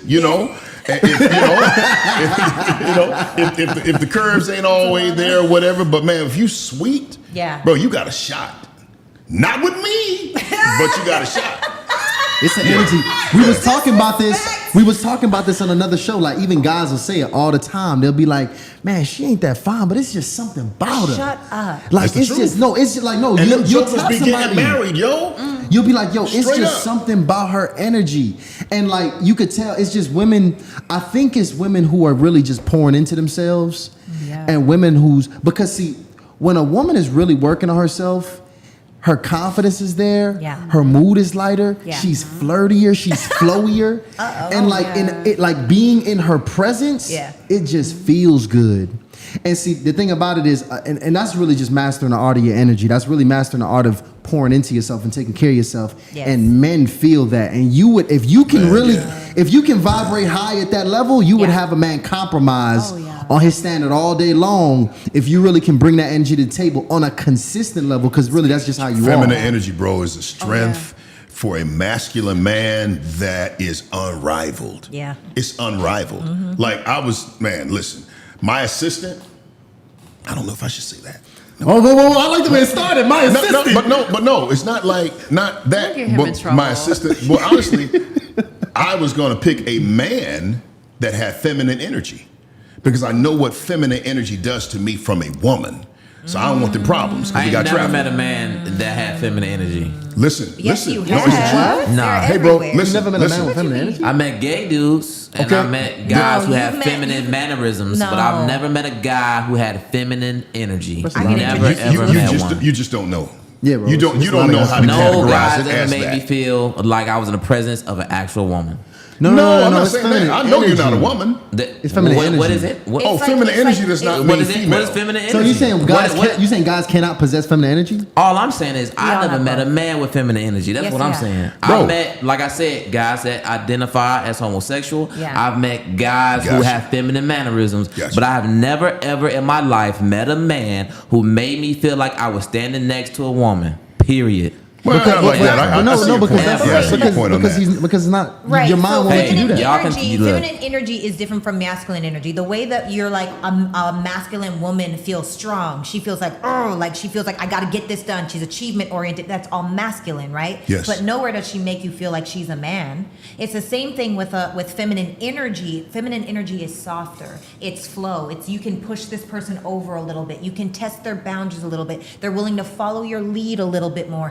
It's like how we talked No, about. I get that, and I've definitely met a woman who had masculine energy. Right, but you've also met a man. No. But it didn't feel like no, you was no, with a man. No, I felt like, yo, she better get up out of my house because we're gonna have a problem. That to me is masculine energy. You're making masculine male and feminine female. Yeah. No. I'm And saying we all have both, energy. by the way. Energy, I'm but saying, but it's the energy. Like my two greatest strengths are feminine energy based. The empathy that I have and the visionary skills that I have, or the strength that I have. That's all feminine energy, bro. Can you dance? Can you yes, dance? yes, relatively. That's Hell feminine no, I energy, can't bro. dance. relatively. Feminine. Okay. No. all right, I all right. think you can have so look, I'm not gonna get into about the energy because you could definitely dance masculine. It's definitely masculine dance moves out there. You know what I'm saying? My niggas don't dance. We just pull up our pants. Okay. Do the Right. rock. Lean back. You dancing with your hands in the ball fist. The fact that you flowing, yo, is But look, okay. hey, look, maybe y'all just meeting guys that you would consider feminine energy. Maybe, hey, look, y'all Hey, just meeting Ryan, do me a favor. Just Google it, bro. When we finish with this, what just he's Google saying, it. dancing at its core is a feminine energy thing. Yeah, it's feminine energy. It don't mean you That gay. is, it's getting in I touch didn't with say your that. feminine energy because even men have some. Yes. You're not 1,000% masculine. No, we all you have have both. some small amount of feminine energies in there too. That's what balances you out. And you need it, or you wouldn't have compassion. You wouldn't have empathy. You wouldn't have that loving, romantic. that's all- Creativity. Yeah, it's Yeah. all That's feminine. all feminine energy. Maybe we can talk about the way y'all using energy. We can just move past this. We can talk about the way y'all using it. No. 'Cause I mean, look, I just never. What you look. not gonna do? He did say that. Yo, we got a good super chat in there. We got to read that joint. Yo, shout out to my Tiffany girl, man. Smith, man. Tiffany, up, you've been Tiff? showing us love tonight. This is our Tiffany. You just broke a record with us because $20 is the highest super chat we've ever Facts. received. Oh, See, really? let me That's tell you love, something. baby. We need that because we are going to continue to invest in the channel. I'm going to go ahead and drop the link for a couple things because Katie, my Yeah. guy, clearly is well read. He dropped the book in there, which I have read because I also regrettably have had a nice guy phase, unfortunately, way in the past.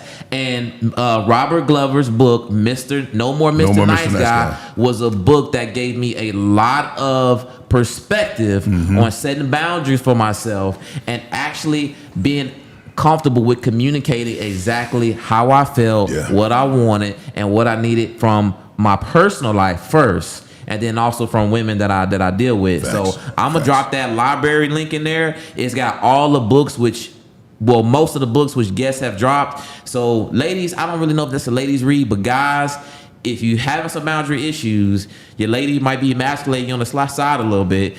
She probably one of Kim's clients because she dating you but looking for a real man. Y'all better go ahead and cop that immediately. So I'm gonna drop the link in there. So read that one, that question there. We got to take care of my. Let me see what it say here. So I'm gonna read this. Tiff said, "I always thought the makeup or gym was attractive because it shows effort. Yeah. If we're being honest, nobody wants a person that doesn't try. Yep. If you're not trying with you, you're definitely not gonna try with me." Ooh. I think both. That's a bar right there, Tiff. I agree with that one. I agree with that one. So, we actually touched on a lot, y'all. But by the way, I don't know if y'all even remember, this whole conversation was a spinoff of us talking about having an attractive spouse. Okay, having an attractive spouse. 317 in the room right now. Yes, and by the Oh, way, having nice, an attractive nice, spouse, nice. that is the third highest emotional need of the men. I don't know. Do we be having men in the room? I wanted to confirm. I wanted to see what the men actually thought about that joint. And attract the spouse? No, everybody. Yeah, no. This is the thing. Everybody knows that men want an attractive spouse. This is just facts, okay? Because when a lady comes into the room and she's beautiful, and then you see the guy, you know, you got automatic top shelf respect for the dude just because he's with a beautiful lady. And you even think because depending on contingent upon how beautiful the lady is, He's you more even successful. measuring his success by that. Yep. So everybody, it's really an emotional need. And I'll be honest, like some women I've saw that's so beautiful, I could feel The little flutter. the little. I'm like, whoa, what's going? Like you feel waves. Not a feminine Move flutter through though. you. That was a masculine flutter. It fluttered like this. You know you today. So they join it now. But I have personally felt that, like big time from just beautiful women. So I do really think that most guys would agree with that. So we don't got to go too deep on that. You know, just stay in the gym, guys. Stay in the gym, everybody. As a collective, we all need to stay healthy and beautiful. Stay in the gym. But I wanted to talk about this though because Kim, you very honest with us, because we both know there's a lot of gold diggers out there, right? Because Kim said the number one thing is financial support. It's interesting that you guys are equating financial support with gold digging. It's not even related. Help me out. No. It Listen. has nothing to do with each other. Listen, I'm just defending my you fellas have out to there who are a explain little that worried one to about me. that, who are a little worried because it's some Those guys. have nothing to do with each other, and I think So what do you consider gold I digging to think be, by that- the way? I want to know. gold digging. When I think of somebody that's gold digging, it's somebody that doesn't want anything long term with you. Yep. They are only concerned about what you can do for them. They are Yes. not. This is a woman or man that's not looking to get married. There are male gold diggers too, by the way. So that person's not looking to get married. They're not looking to be with you for long. It's not a long time, but you're gonna have a good time. So we're gonna have a good time together. You know that I'm here because I look good on your arm. I'm eye candy. I'm whatever it is you need. And so you're going to spend the money because you agree that you're benefiting from being with me for this short time. But you understand and I understand that it's not. That's a sugar daddy, sugar baby relationship, it sounds like. Doesn't that mean It's- young and old? I don't think it it's doesn't that. have to be I think young it's and just- old. It's just somebody, they're not looking to take care of themselves with this money. This is just like, what can I get from you? Okay. I don't need this money to sustain my lifestyle. This is just, I just want you to spend on me type of a thing. So that should not be confused with a man that is providing Yes. financially for his family. Okay, so I get it. So gold digger is short-term and transactional at its core. It's a Yeah. short-term relationship that's transactional. So when you speak Most financial, men shouldn't even be concerned about gold digging. Like the ones that are really concerned about it, there's nothing somebody can get from you anyway. damn. The men that are actually spending money and they have a woman that's digging gold, they like it. Yeah. They know that this is what this is. They're there for a reason. So let's talk financial support. So let's go back. Now that you've created you've differentiated the difference between gold digging and financial support. Okay, so I get financial support is just a general need. We talked about it at the beginning. There's no romance without the finance. But right now, I feel like the goalpost is moving higher and higher with the expectations of financial support among men. I don't know if obviously you dealing with women. I think you're right. Okay. Oh, Oh yeah. the women just want more. Do we want to go there? Let's go I feel all the way let's go, there. Well, because I'm trying to figure out who is getting Let's all go this all the way money for there. these women. Who is getting all this Another money for thing. I these feel like ladies? this is opening up a whole nother thing. But the women are making a lot of money. Oh, This is where we are. And so a lot of times I'm seeing that women are out earning the men that they are dating by leaps and bounds. And so what is happening here is that the women taking the good jobs, pretty much. I'm joking with you. Right. I'm joking with Hilarious, yo. you. I mean, I don't know what it is, but they're doing well. And so once they're dating and you're having those conversations about who's going to do what, are you going to stay home with the kids? That little piece right there becomes very tricky because if it's are you going to stay home with the kids for a while? Now we do need to talk about, okay, Wow. well, this is what I'm making. Oh, you making what? Okay, well, this is what I make. Does it make sense for me to stay at home, or does it? And if this is a alpha male that's very much in his masculine energy, he's not staying at home with children. So now you have a relationship that's automatically not going to work. What is my thing? So let's say in a situation, right, the woman, because I'm not surprised by women making so much money. I mean, women, they're dynamic creatures. I mean, women, you send them to college, they get the best grades. You send them to the workforce, they rank, moving up to the highest plateaus, right? Yeah. So, because that's just what a woman does. She multiplies everything she gets her hands on. Truly. But this is my thing. If the woman is making all this money, this 6-figure salary, and let's say a dude is bringing half that to the table, why not just take a step back, embrace a domestic role, okay? And you put your funds together with your man, and now y'all just kind of, make that work. Is this lifestyle that you had that much more valuable than a family? I think that's something that would. Oh my God! She's laughing. Sorry. She is laughing. She's like, do you see my purse over there, bro? I want y'all to get a Are you close up on serious? that. I want y'all to get a close up on that. So Kim, I'm sorry. I did not mean to laugh. Wow. I mean, that was a serious Do y'all want to question. have this conversation? I have to ask that question. Ask the chat. So I'm gonna ask the chat. So my thing, ladies and gentlemen, does a man really? I mean, is it not okay? Matter of fact, let me see. If the woman is making, Is it okay for? I'll give a real example. Okay. If a woman is making $500K, this is one of my clients. A woman's making $500K. She's saying, I want my man to make around what I'm making or more if you're going to match me with somebody, because I feel that that's comparable. I'm not going to stay at home. We can, we will work out who's going to clean or whatever. We'll get people to do that. It's not even necessary to do that. So Do you tell her that that's unlikely? Like, or is it your job to just make like Disney World make these dreams come true? I told her how much it would cost to make that happen. Oh, okay. So this is the chat. It's difficult That's because the a lot of conversation. people, a lot of people are in that situation because I'm just saying that women are doing well, and so how do you? But that's not. She's an anomaly. Let's be clear. $500K. That's an anomaly, right?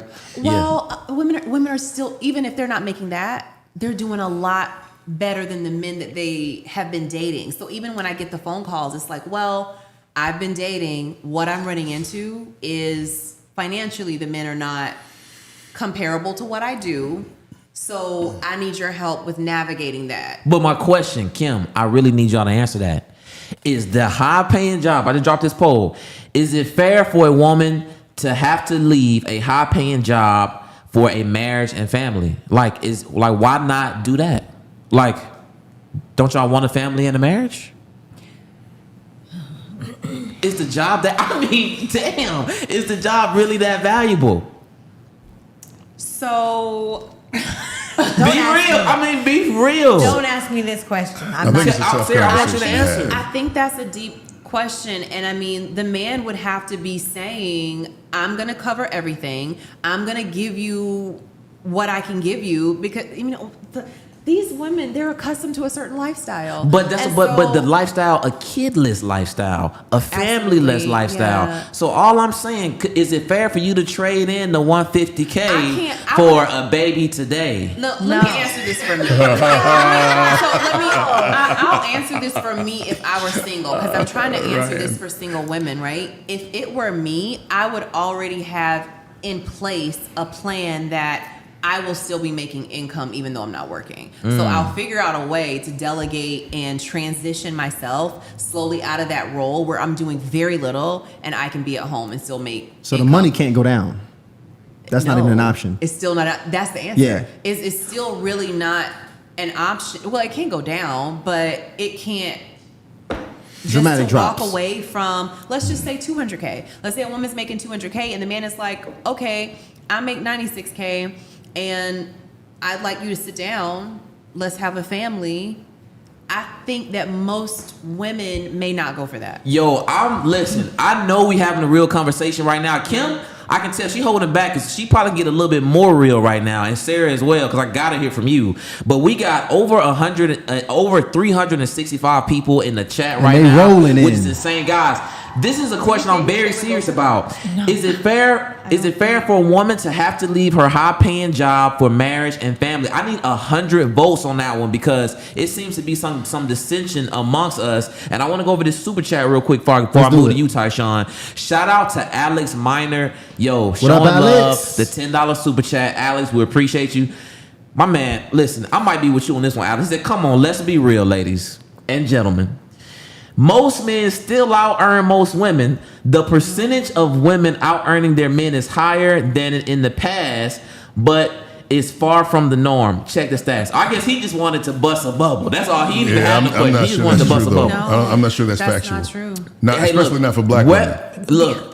We can look it up to find out the exact stats. We'll look it up, I don't Alex. want Alex to let y'all slide from the true. But here's what I. Yeah, no, that's not true. Alex, we're gonna look that one up. I actually want to get some facts on that.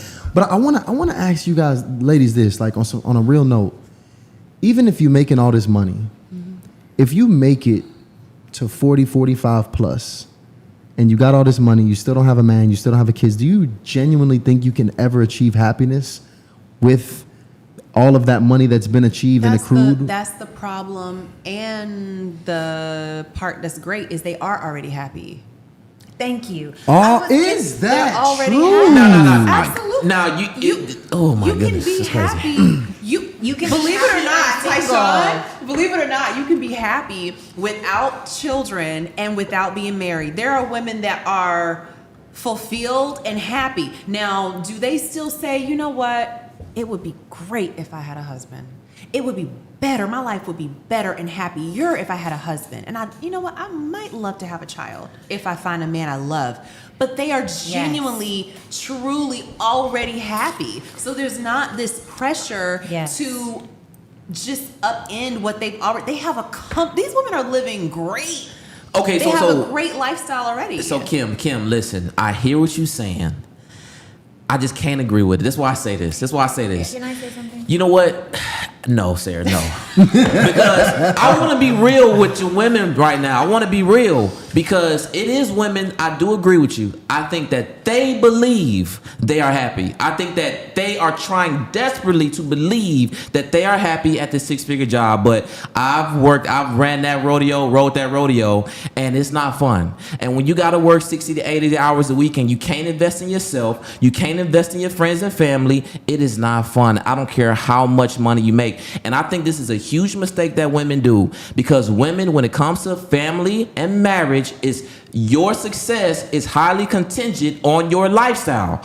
These companies know that women, especially black women, going to work the hardest, going to suppress the most emotion, and going to give them the best return on investment on their human resource dollars. And women, you going out there answering emails past 6 o'clock, you working weekends, you doing all of the shit that they ask you to do, with no problem. Going above and beyond. Going above and beyond, and you can't find a man. Now, this is the thing. I'm not saying you can't go out there and get success, but a lot of those high-paying jobs, not all of them, but a lot of them come with a huge sacrifice from these women to get this bag. So, women, I just want you to know, when you sign up for that, it's a consequence that comes with that. And you have to decide if you're going to be the woman that's going to try to do both, which just makes it more difficult, or if you're the woman that's going to seriously consider maybe an adjustment in your pay and your lifestyle to be able to achieve the family and marriage that you truly desire. It's a real issue and a paradox that I think women face. And this is the thing, I understand it's tough, but I don't want to be dishonest with no woman. And I don't want y'all to be dishonest with yourself saying that that's what you love when the reality of the situation is you prefer a different lifestyle. I just wanted to say that. I want to add this to that too, because especially the women that's really battling that corporate arena, the reality of the situation is you competing with men, and you competing with men are a species who don't have no kids, so you're gonna have to compete with somebody who gonna work all through it. So in most cases, you gotta forego childbearing in most cases to make it to the highest levels of your career, and you have to make all the same like sacrifices that the highest earning men are going to make, which in most cases, if you talk to men that earn the highest, because I talk to them on a regular basis, they're usually neglecting their families a ton. 100%. It comes with a ton of family 100%. neglect. Rarely is a man like reaching the heavenly heights in business and finance, and he's the greatest father at home. So usually there's no way in hell you can do the same. And on top of that, the pool of men that even want you at that point, it even gets trickier and trickier for who you had to become. So that's the thing about really what it comes with. That's why it typically at the end of the rainbow, when you make it there, that pot of gold, it's a lot of times it feels a lot emptier than you thought it would. And not necessarily during the climb, but at that 40, 45, 50, I got these women in my family. I'm telling you, I have friends. I have women that are there, like in my friend groups. Yeah. They're seeing their friends get marriage invitation over and over again. Like that shit really bothers them and messes with their psyche. So like the thing about it is, let's just, and this is important because we got to get a holistic picture of what's really happening. And now I really want to get you guys' perspective on that chase, that bag chase. But go ahead. I just, okay. As far as the bag chase, now y'all know me. Well, y'all know me. I don't believe in, I think that we've gotten caught up in this get to the bag culture. We've gotten so caught up in this get to the bag culture that people aren't even really getting to themselves. They don't know who they are, so they wouldn't know what makes them happy. And oftentimes they're trying to fill some void with the things, right? But I really and truly feel like if your focus is, your number one, how do I become self-aware enough to know who it is that I want to be, who it is that I'm being, bridging that gap, and then practicing becoming that person and better every single day. That's the first part.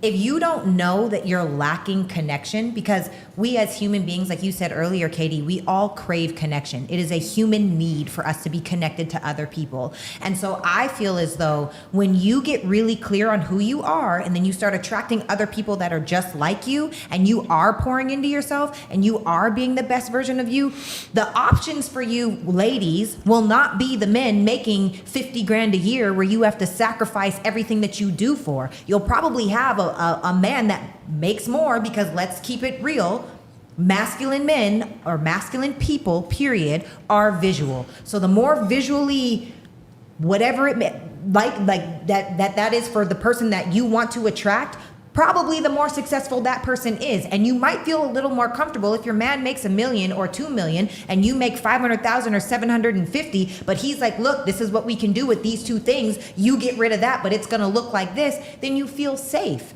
But if you're not working on yourself and you don't have your own level of self-awareness, I feel like that's why people settle by saying, you know what, I'll choose the person that says we're going to live paycheck to paycheck and we're going to struggle because we don't want to use both incomes to get a nanny and a cleaner and a chef. Like, I don't understand why that's even, why does that have to be, why does the woman have to say, okay, let me let go of the things that I have going on. You make let's even say $80,000 a year. Now we're supposed to live off of your salary. But if she's making $200,000, he's making $80,000, they come together, it's $280, and you hire a nanny to help with the kids. You hire, I believe in outsourcing personally. Why?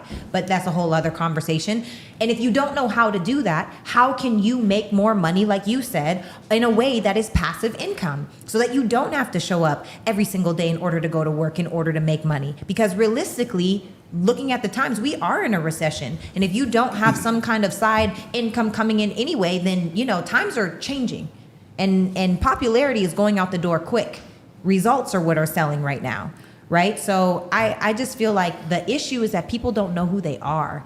The issue is the get to the bag culture. The issue is toxic, and it's less of who are we being and more of what are we doing.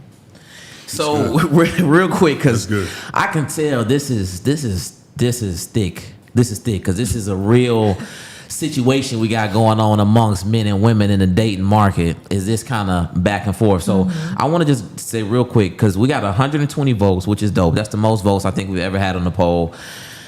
Is it fair for a woman to leave her high-paying job to pursue her marriage and family? And 55%, 121 votes now, said no.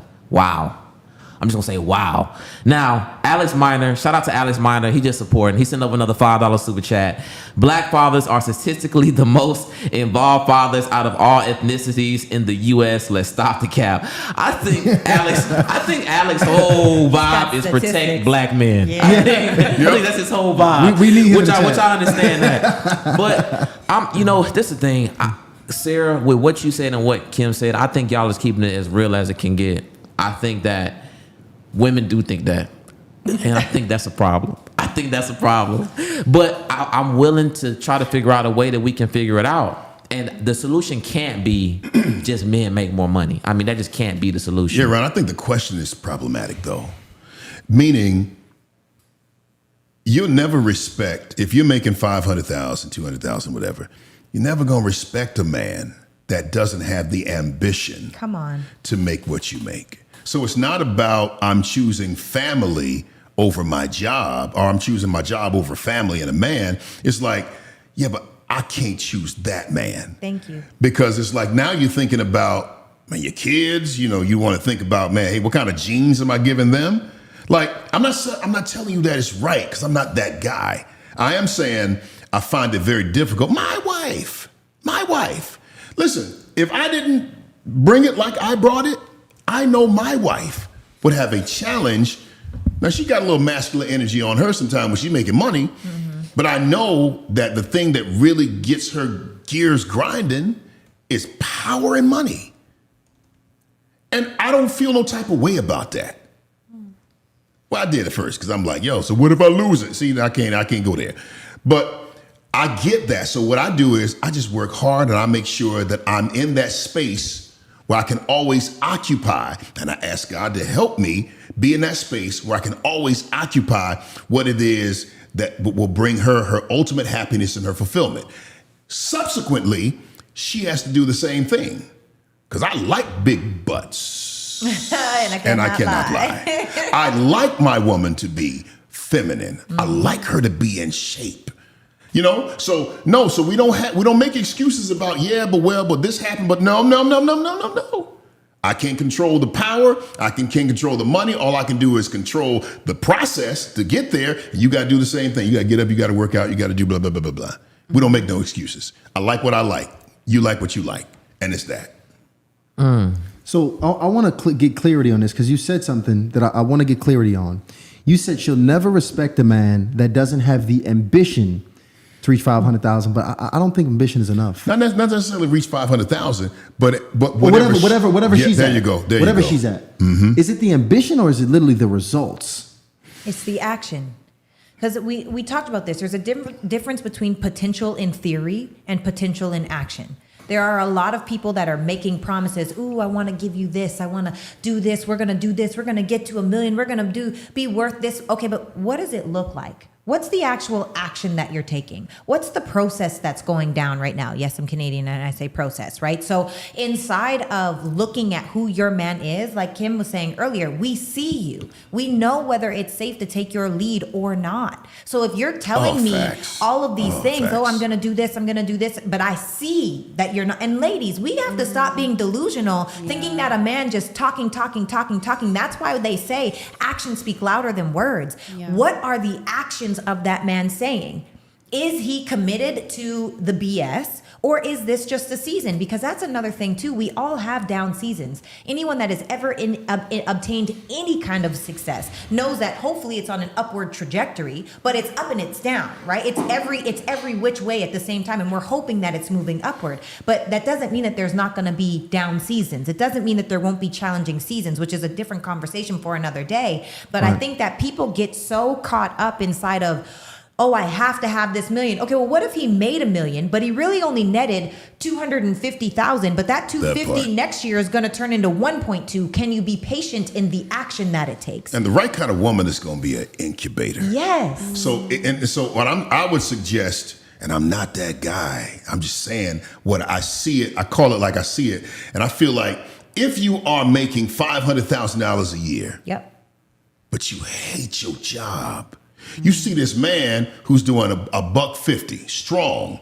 but he's got the potential that when you put your genius on top of his, Y'all start creating a plan and say, hey, that don't mean I'm walking away right now, but I'm gonna invest a little bit more over here because I can see a future with him. Yeah. And that's that the reason takes why. a certain type of man, Katie, to even allow that woman to say this, that, baby, we should do this, baby, we should do XYZ, because that can threaten his ego. And that's a whole different conversation. Depending on how she says it too now. How she does it, how she goes about it. But a lot of those women who might be alpha women who are making $500K, who are running their own companies, they have employees, they're not always the most suggestive and the most soft-spoken. But they you may have to come be. in. But you have to be. They might come in and say, baby, listen, if we're going to make this, let's make There you this go. move. Let's do this. Let's do that. And to be honest, a lot of men, it's very tough for them to take their own woman's lead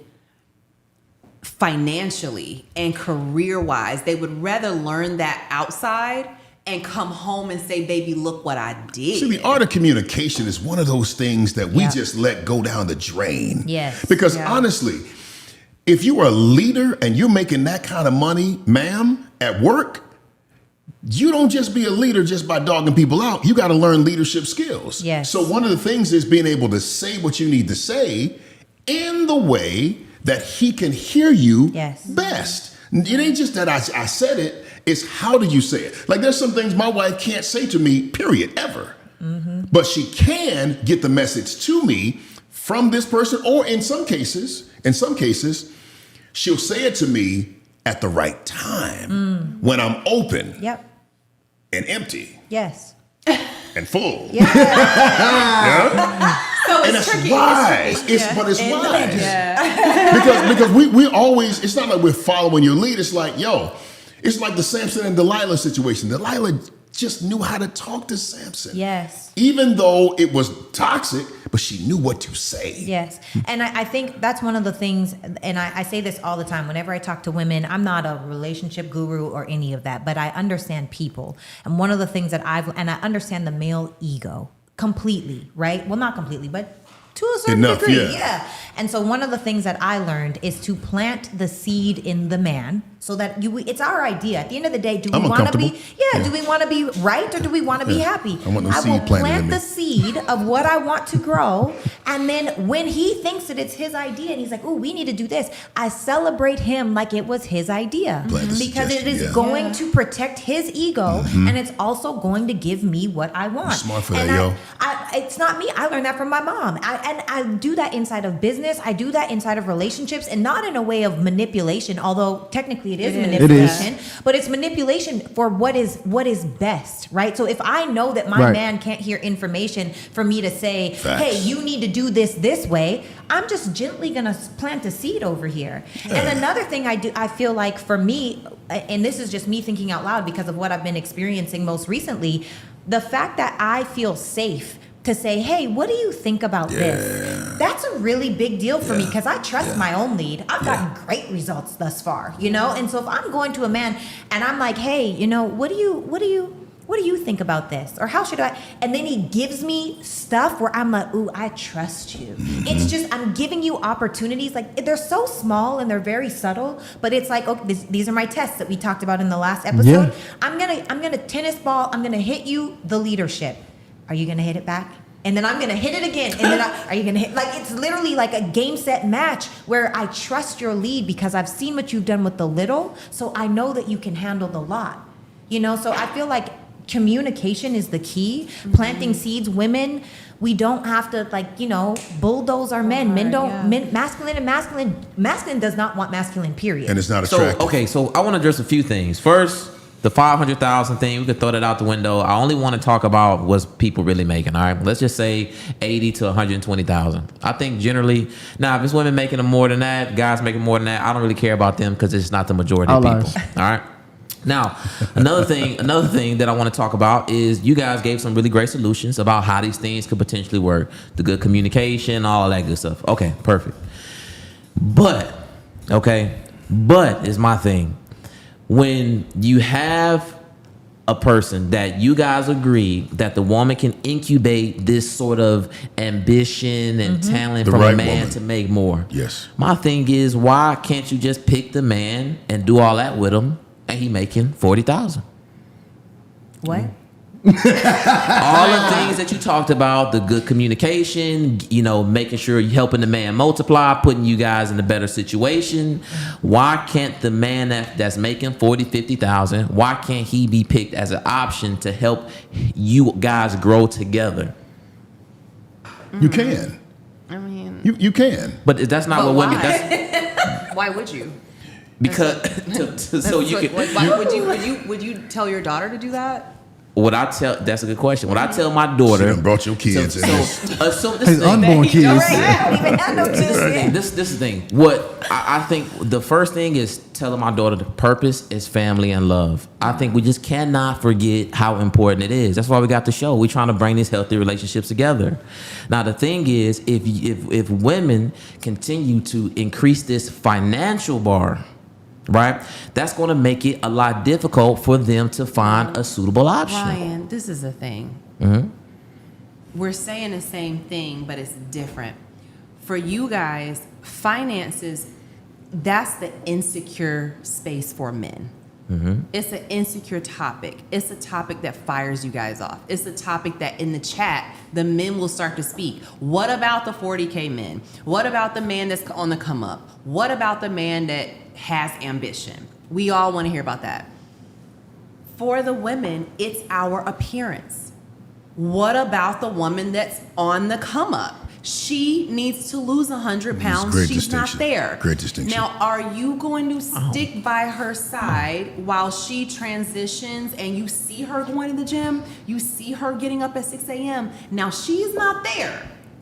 She's nowhere near I ain't gonna lie, you driving home a great point right now. what you normally date, but you see you gotta plant the seed in her. Hey, baby, I see you getting up every morning at 6 a.m. I like that. Hey, baby, I see the little curves coming in. I like that. Hey, baby, I see what you got on. I like that. Plant that seed in her. We don't see men having the same compassion for us in terms of our physical appearance. So that's why it's an insecure space for us. Even the most beautiful women that I talk to, I have some stunning clients, like 6-foot models that are insecure about the way they look. And I'm like, I'll be like, oh wait, what's your Instagram? I go to it. I'm like, you said you feel how? You look amazing, right? That's our spot, is what we look like and how we show up. We're not always. This is what we have. This is our currency. Listen, y'all better drop a super chat right now because Kim just thrashed me up. I'm not sure how I can come back from that analogy. I think I need some help because that was a really, really, really great analogy. It was. And KD, please, I'm throwing in the towel here. Help me out. So my only challenge with that is, are they married or are they not married? Are they in a relationship? Are they not in a relationship? Let's say this is just, they're not married, but it's the same situation. Like Ryan said, why don't you get a guy that makes 40K and encourage him if We that's don't, what you because do? we don't have to. Oh. And we don't Oh. either. Yeah, That's what I'm saying. but you actually Now, do. Kim, is that but, true? But you actually do, 'Cause Kim. No, not. no, we absolutely don't. And I'm What- not going to what- tell you let why. me tell you what I mean. I can't say that, but we don't. Okay, wait, Kim. I'm saying, but honestly, there's so much that's out here now. Quality. What's now, out here, Katie? For women, Okay, so you're saying that men have more options. we have way more options. Yeah. Yeah. Okay. We have significantly more. And that's the thing reason I'm is- saying that. It's hard, but it's fair. That's this current situation. So should women adjust because of the limited options? Which part is not true? I think I should be quiet. keep it real. Keep it real. Which part is not true? Women have just as many options as men do. Sure. There's an illusion. Okay, No, so no. So especially when you speak about a specific earning amount. That's Oh, yeah. not. I don't. Oh, yeah. I don't know if that's Oh, yeah. very. I don't know if When that's you talk necessarily. about- Whoa! Stop right now. We gotta stop this show right now. Shout out to Benevolent Elephant. Wow. Been supporting the channel for a minute. He just dropped a $50 super chat. He just dropped. He balling. He coming in with some backup. He says, false equivalency, man. You are comparing an average earning man, not broke, to a below average woman obese. Hey, what you, Kim? Interesting. That's a super chat, Kim. You gotta Wait a minute. respond. Okay, so here's the thing. If this is an average looking man, most average earning Average earning, most yeah. average earning man want an above average looking woman. We're comparing apples to apples. And what he can seeks- get it. That's the thing. Not at no 40K. But here's the problem. Are we serious? And here's right the problem. And the reason why a lot of men, I feel that they're not settling is because they haven't reached their earning potential, because they know that when they reach their earning potential, They can get a better date someone looking better. woman, yes. That's why we have this whole thing. And the men are not settling because, oh, well, I'm only earning this, and I know that in the next 2 years I'll make this and I can get that. Da, da, da, da. That's the calculation. It's the same thing. And the other thing is also depending on at what age you come into this thing. Because in my first marriage, I was 21 years old. That's a baby. I was a baby, yeah. Yeah. And nope, not even gonna finish that whole line.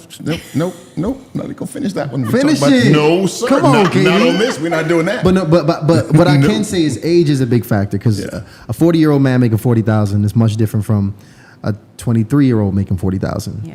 So I mean, obviously these different things do come into effect and into play, but this is a tricky conversation. This is a very, very tricky conversation. I respect the mindset of abundance that you have. I respect that you believe that, you know, especially a woman going out believing like, if I invest in myself, I can get and attract whatever man that I want. And it's a lot of women in the chat right now that completely agree with Kim, by the way. I just want to put that out there. No, what part do they agree with? Okay. I don't understand. I like that. Which part? They agree with, one, women have options. Sure, they have And options. two, well, they definitely agree with you. They say 40K ain't shit. That's No. really what they saying. They saying that, so they agree with that. Sure. And looks like they pretty much also agree with your analogy. They thought that was an equivalent analogy. But I understand that KD, you and both Tyshawn are posing a completely opposite. But here's what I feel like, Sarah, you really been biting your tongue over there. I feel like you haven't been speaking with the thoughts that's actually flowing through your mind right now. Well, I and can't I relate want you to tell me. to a lot of this. I can't relate, and so That's I fair. don't think that it's fair, because I know my experience. And if I'm talking from my experience, I attract what I attract. What do you mean by your experience? The type of men that Well, come she's into your a life? beautiful woman. It's more than I'm cool. My face is symmetrical. All right, I'm cool. But honestly, more than, and we've had this conversation. I'm not afraid to say it. My energy is what's gonna keep any person around. It's not This is true. it's not a like, you know, you might stop and be like, oh wow, okay. She's cool, like great, cool, whatever. Yeah. But it's my energy, it's my kindness, it's my love, it's my success. It are things that I have worked my butt off to not take things personal or be angry or disrespectful to workers or whatever it may be. I actually care about the person that I'm being. And because I'm focused on who I'm being, I attract people that care about the partner that they have. And most of the time, it's masculine, successful men that care about the way that their woman represents them in public. Period. this is facts. So She said she doesn't have an issue. I cannot relate to the idea of me having to choose between someone that makes $40,000 a year. Wow. I don't relate to that. I don't relate to the man that makes $150,000 a year. Wow. I don't relate to that struggle. I don't. And maybe it's my mindset. Maybe it's, I have no idea, but what I do know is the experiences that I have personally had, or when people say, "Oh, these streets are, the streets are ghetto." That's true. However, don't go to the ghetto parts of the streets. You know what I mean? There are so many good men out here. There are good men that are successful, that are intellectual, that are respectful, that are loving, married. that are kind, and that are unmarried. There are single men Yeah. as well. There is an abundance of men. The question is, are you putting yourself in the same world as them? Do they even know that you are available? And like you, I definitely agree. There are things that I do to my benefit. I go to the gym 5 days a week. I read a book. I'm constantly listening to books. I'm constantly trying to sharpen my knowledge. I'm constantly making sure, because I am an incubator and any man that I have ever been with has always made more money, I'm constantly making sure, how can I bring value? So for me, I can't relate to, and I'm sorry, y'all can hate whatever you want to hate. This is just my That's truth. your truth, yeah. It's my truth. But let's be true. Listen, hold on, man. I don't know what's going on. The chat is going stupid sorry. right now. I'm sorry. Yo, shout out to wife WIFE. Thanks for joining the YouTube membership. We love you and appreciate you. Don't They forget hating on me, huh? anybody who joined. They love you, Sarah. They actually love everybody here. Facts. For sure. Listen, anybody who joins the membership, I'm gonna drop a special 15-minute link to speak to actually Tyshawn and myself. We're gonna call you. It's gonna be a session. Yeah. So make sure you join that. It looks like we're very close to 40 members. Let's hit 40 members before we get off. Also, over 380 on the chat right now. And special shout out. I want y'all to go holler at my boy. Special shout out to Mr. Let Go. Yeah.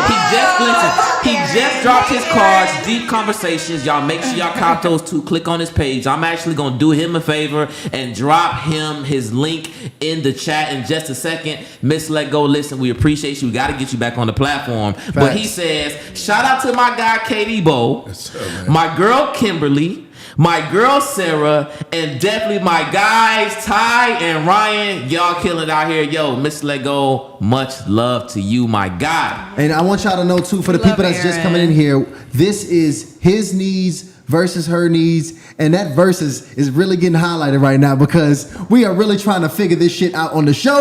We have gone through the 10 emotional needs of both men and women. The women's top 5 is affection, conversation, honesty, financial support, family commitment, and right now we are sitting at this financial support because you made a really good point. That financial support, it is the Achilles heel of manhood. Especially in economic times where, the support ain't so much protecting a family from bears and goddamn lions, right? It's about how much bread you can make to take care of the family and control the lifestyle of the family, protect us economically. That's really what most of the protection is now. It's the economics. And that's why we are here talking about it. And right now, Sarah just told her truth and said, all she date is rich niggas. All right? So I'm sorry. What you gonna have to do, I'm sorry, Kim, she does not need your services. I like that. She does not need it because I like that. she just got the sphere. I want to know, because I really want to know what it is. Is there any one thing in particular? Because I know you said a lot of things you do. Give me one thing. Try to make it as tangible as you could possibly make this. Not metaphysical. What one tangible thing do you really think it is that brings these type of men into your sphere? Without a shadow of a doubt, it's my energy. And it's not fake, it's real. It's really who I am. And I'll tell you what I do to get into the right energy every morning. Literally, when I open my eyes in the morning, I open my eyes and I'm like, another day. And I immediately close my eyes. And then I do like a sonic ring, if you could imagine how like it spins in different worlds. And I imagine myself sending like prosperity, love, joy, peace, happiness, healing, all of the different things over my body. And then I close it around my feet. And then I do the same thing in my mind for my mom, my dad, my siblings, my friends, my family. It literally takes me 2 minutes in the morning to do the thing, right? As soon as I do that, I get up, I go get my energy tea. I come back, I start doing what I call morning vision. Morning vision is where I'm playing movie score music, and the movie score music will be playing whatever, and I'm writing down, I'm so blessed, happy, and grateful now that, and then I speak it out loud for 5 minutes, and I speak it as if it's now. So I see myself having apartment complexes. I see myself walking around on my compound with a pregnant belly while pushing a stroller, walking with my mom. And my mom, even though the compound is incredible, my mom saying, look at the Delilahs, because she just loves nature. And I see my husband and my dad having the best of friendships, and they can drink together, even though I don't drink. I love that they're the best of friends. And I literally speak it out loud, and sometimes I'm crying by myself in the living room. I'm like, oh God, I can't stand this day. Then I go work out, whether it be Pilates or whether it be in the gym. After my workout, I come back, I have a smoothie, I get in the shower. While I'm in the shower, I'm listening to gospel. When I'm out of the shower, I'm listening to a book. Boom. That's the beginning of my day. Can't nobody take me off of how great this day is about to be. And I think that a lot of people allow life to smack them around from the second they open their eyes. It's that email or that text message or your spouse with this miserable attitude or your roommate that you may hate. I don't know what it may be, but what I know is I set myself up from the beginning of my day to win. even if I don't get to always do my morning vision, it's like, ooh, I have to get into peak state. Yeah. And I only allow people in my life that either contribute to my peak state or I dead access to them.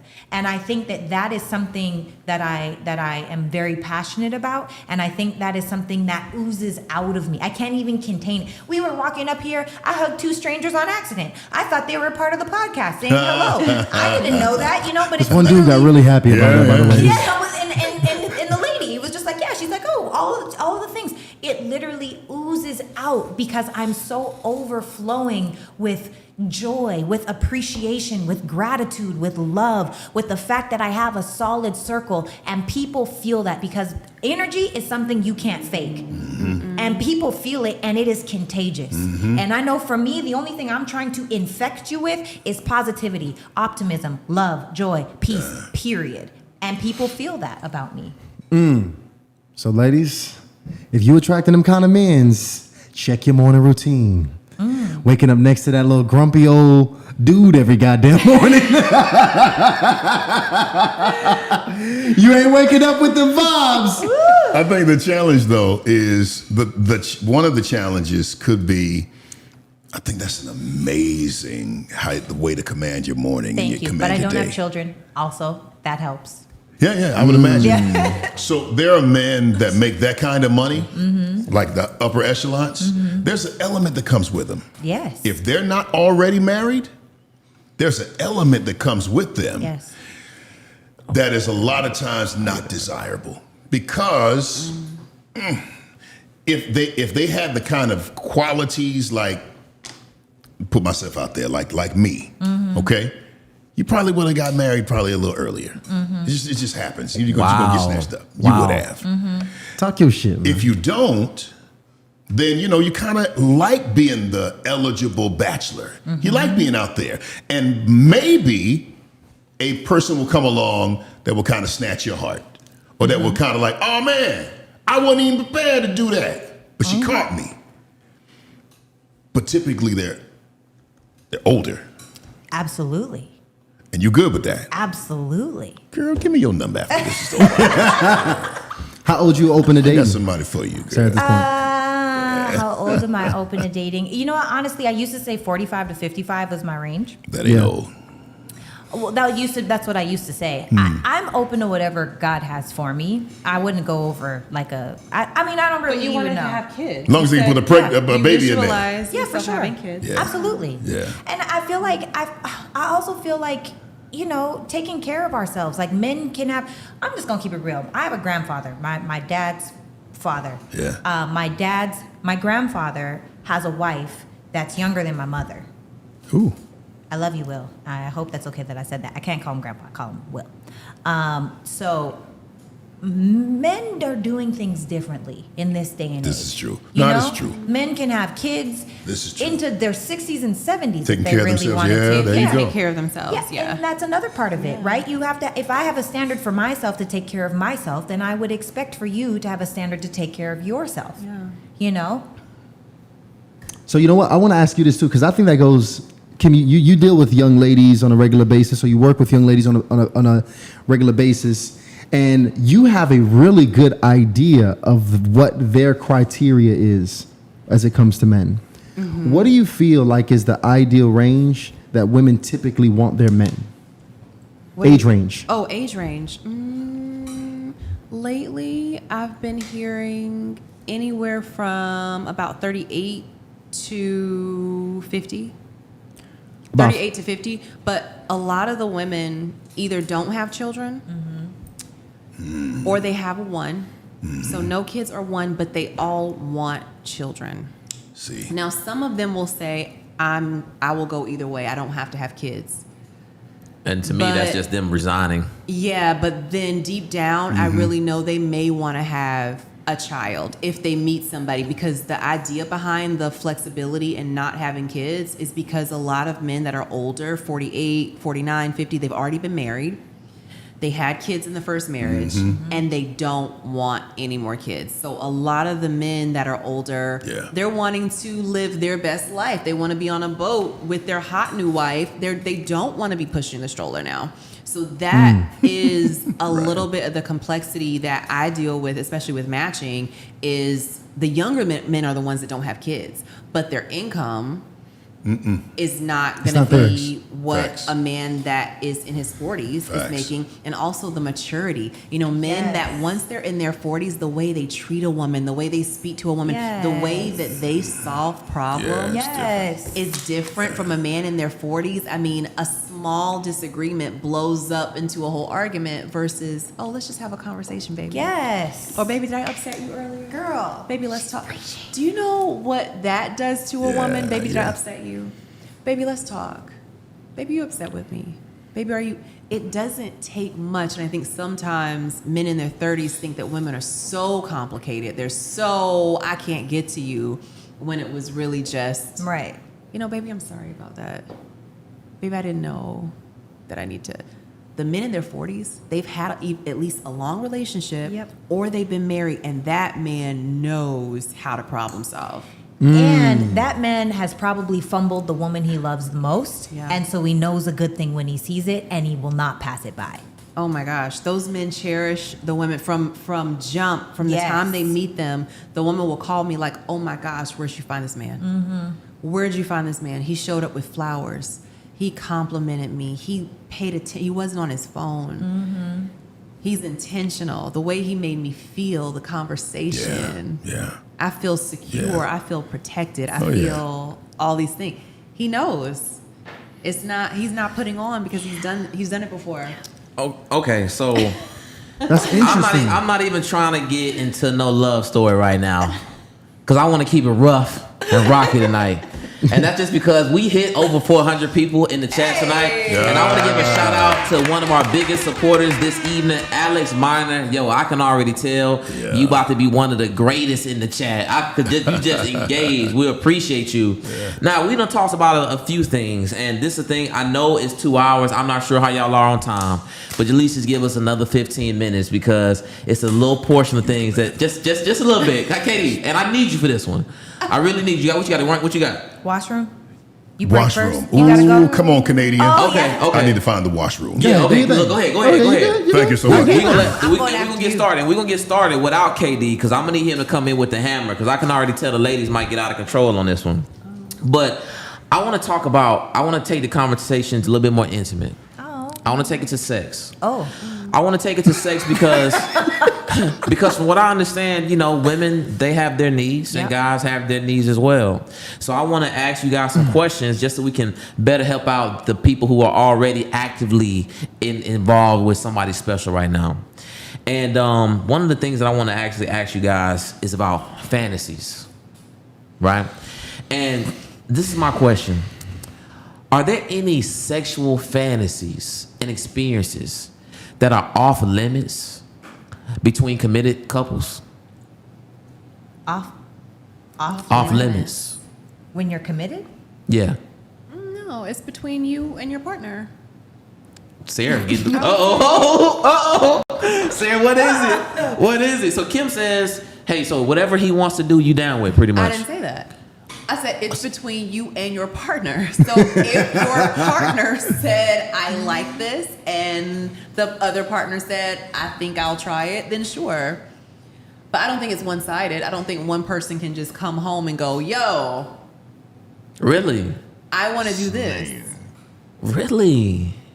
So this is my question. How could a man potentially be sexually fulfilled with the same woman for marriage if she's not willing to do everything he wants to do? But see, I don't know if this is what you want to ask me. Because the thing is, you can come home and say that to her, but what if she has a fantasy and you don't like it?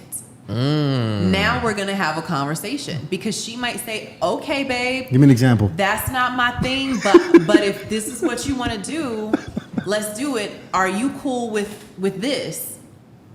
There's going to be things that you don't like. What is it though? Like what? Have you ever had you got like a case study? No, but I guarantee you there's something that a woman will like that you're saying, I don't like it. So that's what I'm saying. I think between two people, as far as sex, it's a two-way thing. It's not a selfish thing. It's not a I'm getting something, you're not getting anything. It goes both ways. And I always believe the other person needs to enjoy what they're doing, or else you're not gonna like it, right? Well, at least for me. I want the other person to be enjoying. You're not just here to service me. I want you to love being in the moment. It's mental too.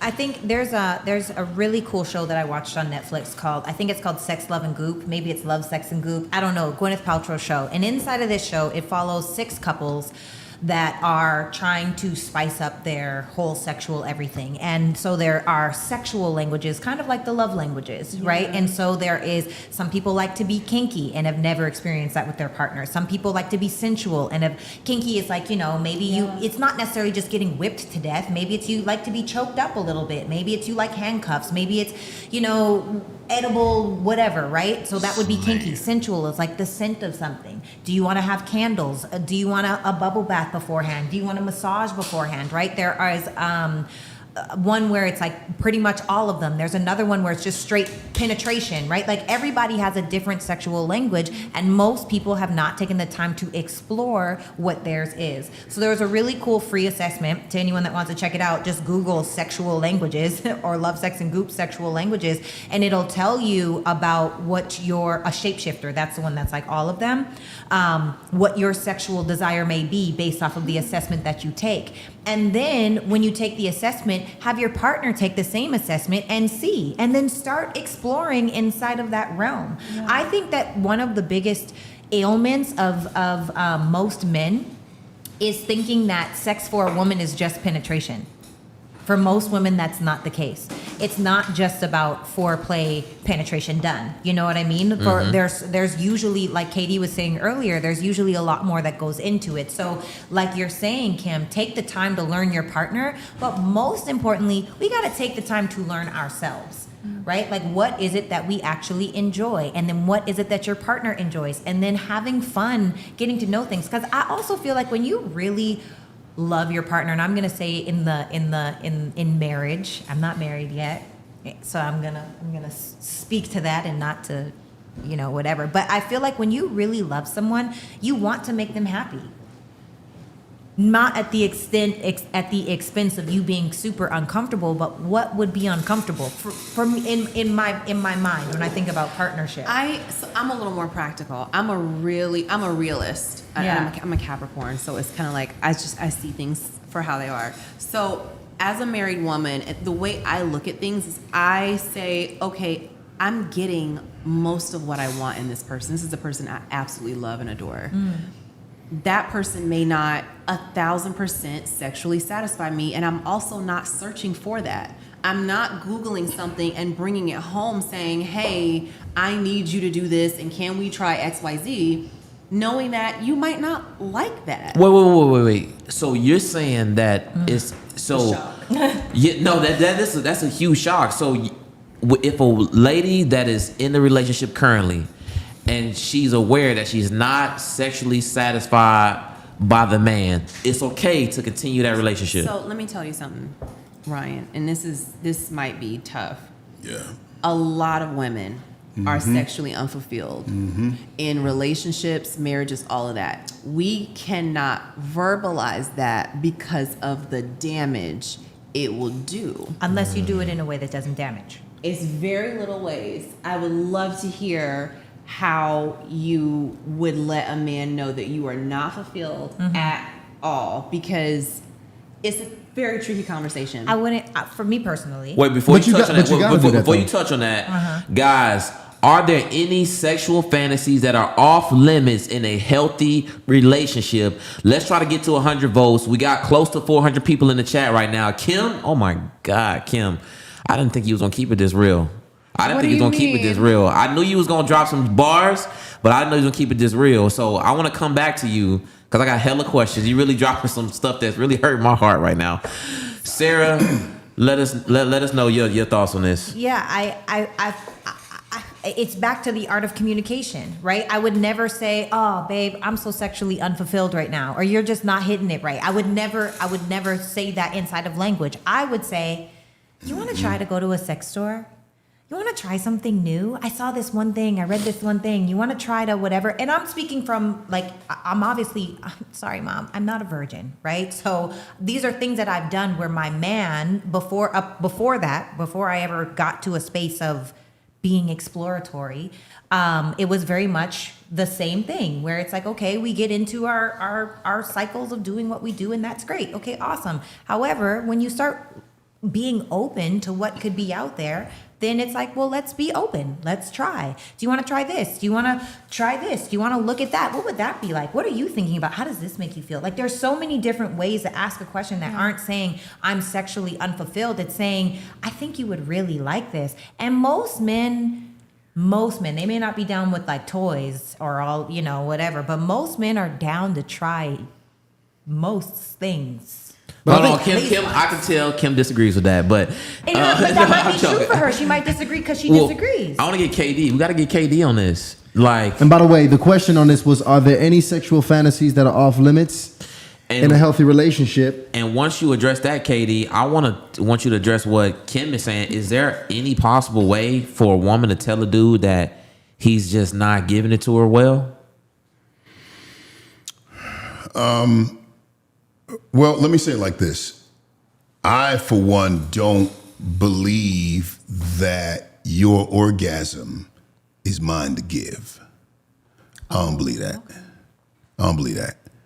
Because honestly, despite what you're working with, what you got, how you do it, let me tell you something. Y'all are good at getting what you want and working with what is there to make it happen. Mm-hmm. So I don't subscribe to that. Like, you got to work hard. No. I don't subscribe to that. Mm-hmm. Now I'm gonna do my thing, but no, I'm not in that space. Yes, I think that depending on what each of you are comfortable with, there's some things that no, my wife ain't about to have, and I ain't about to have in the relationship, in the bed. See? Personally, no. Okay. Well, See? I'm not even gonna harp on that too much because the No, audience. I can tell you this. I don't bring porn into the bedroom. It's too many people. It's too many people, too many ideas. What you're looking at, what can I say? Stunt doubles. So my question is, because apparently it is some truth to what Kim is saying, at least.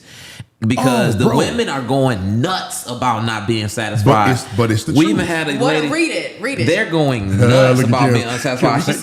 I gotta find this comment. She said, from Leona Brown. She said, I've had to have that conversation because I was about to go outside of my relationship. Damn.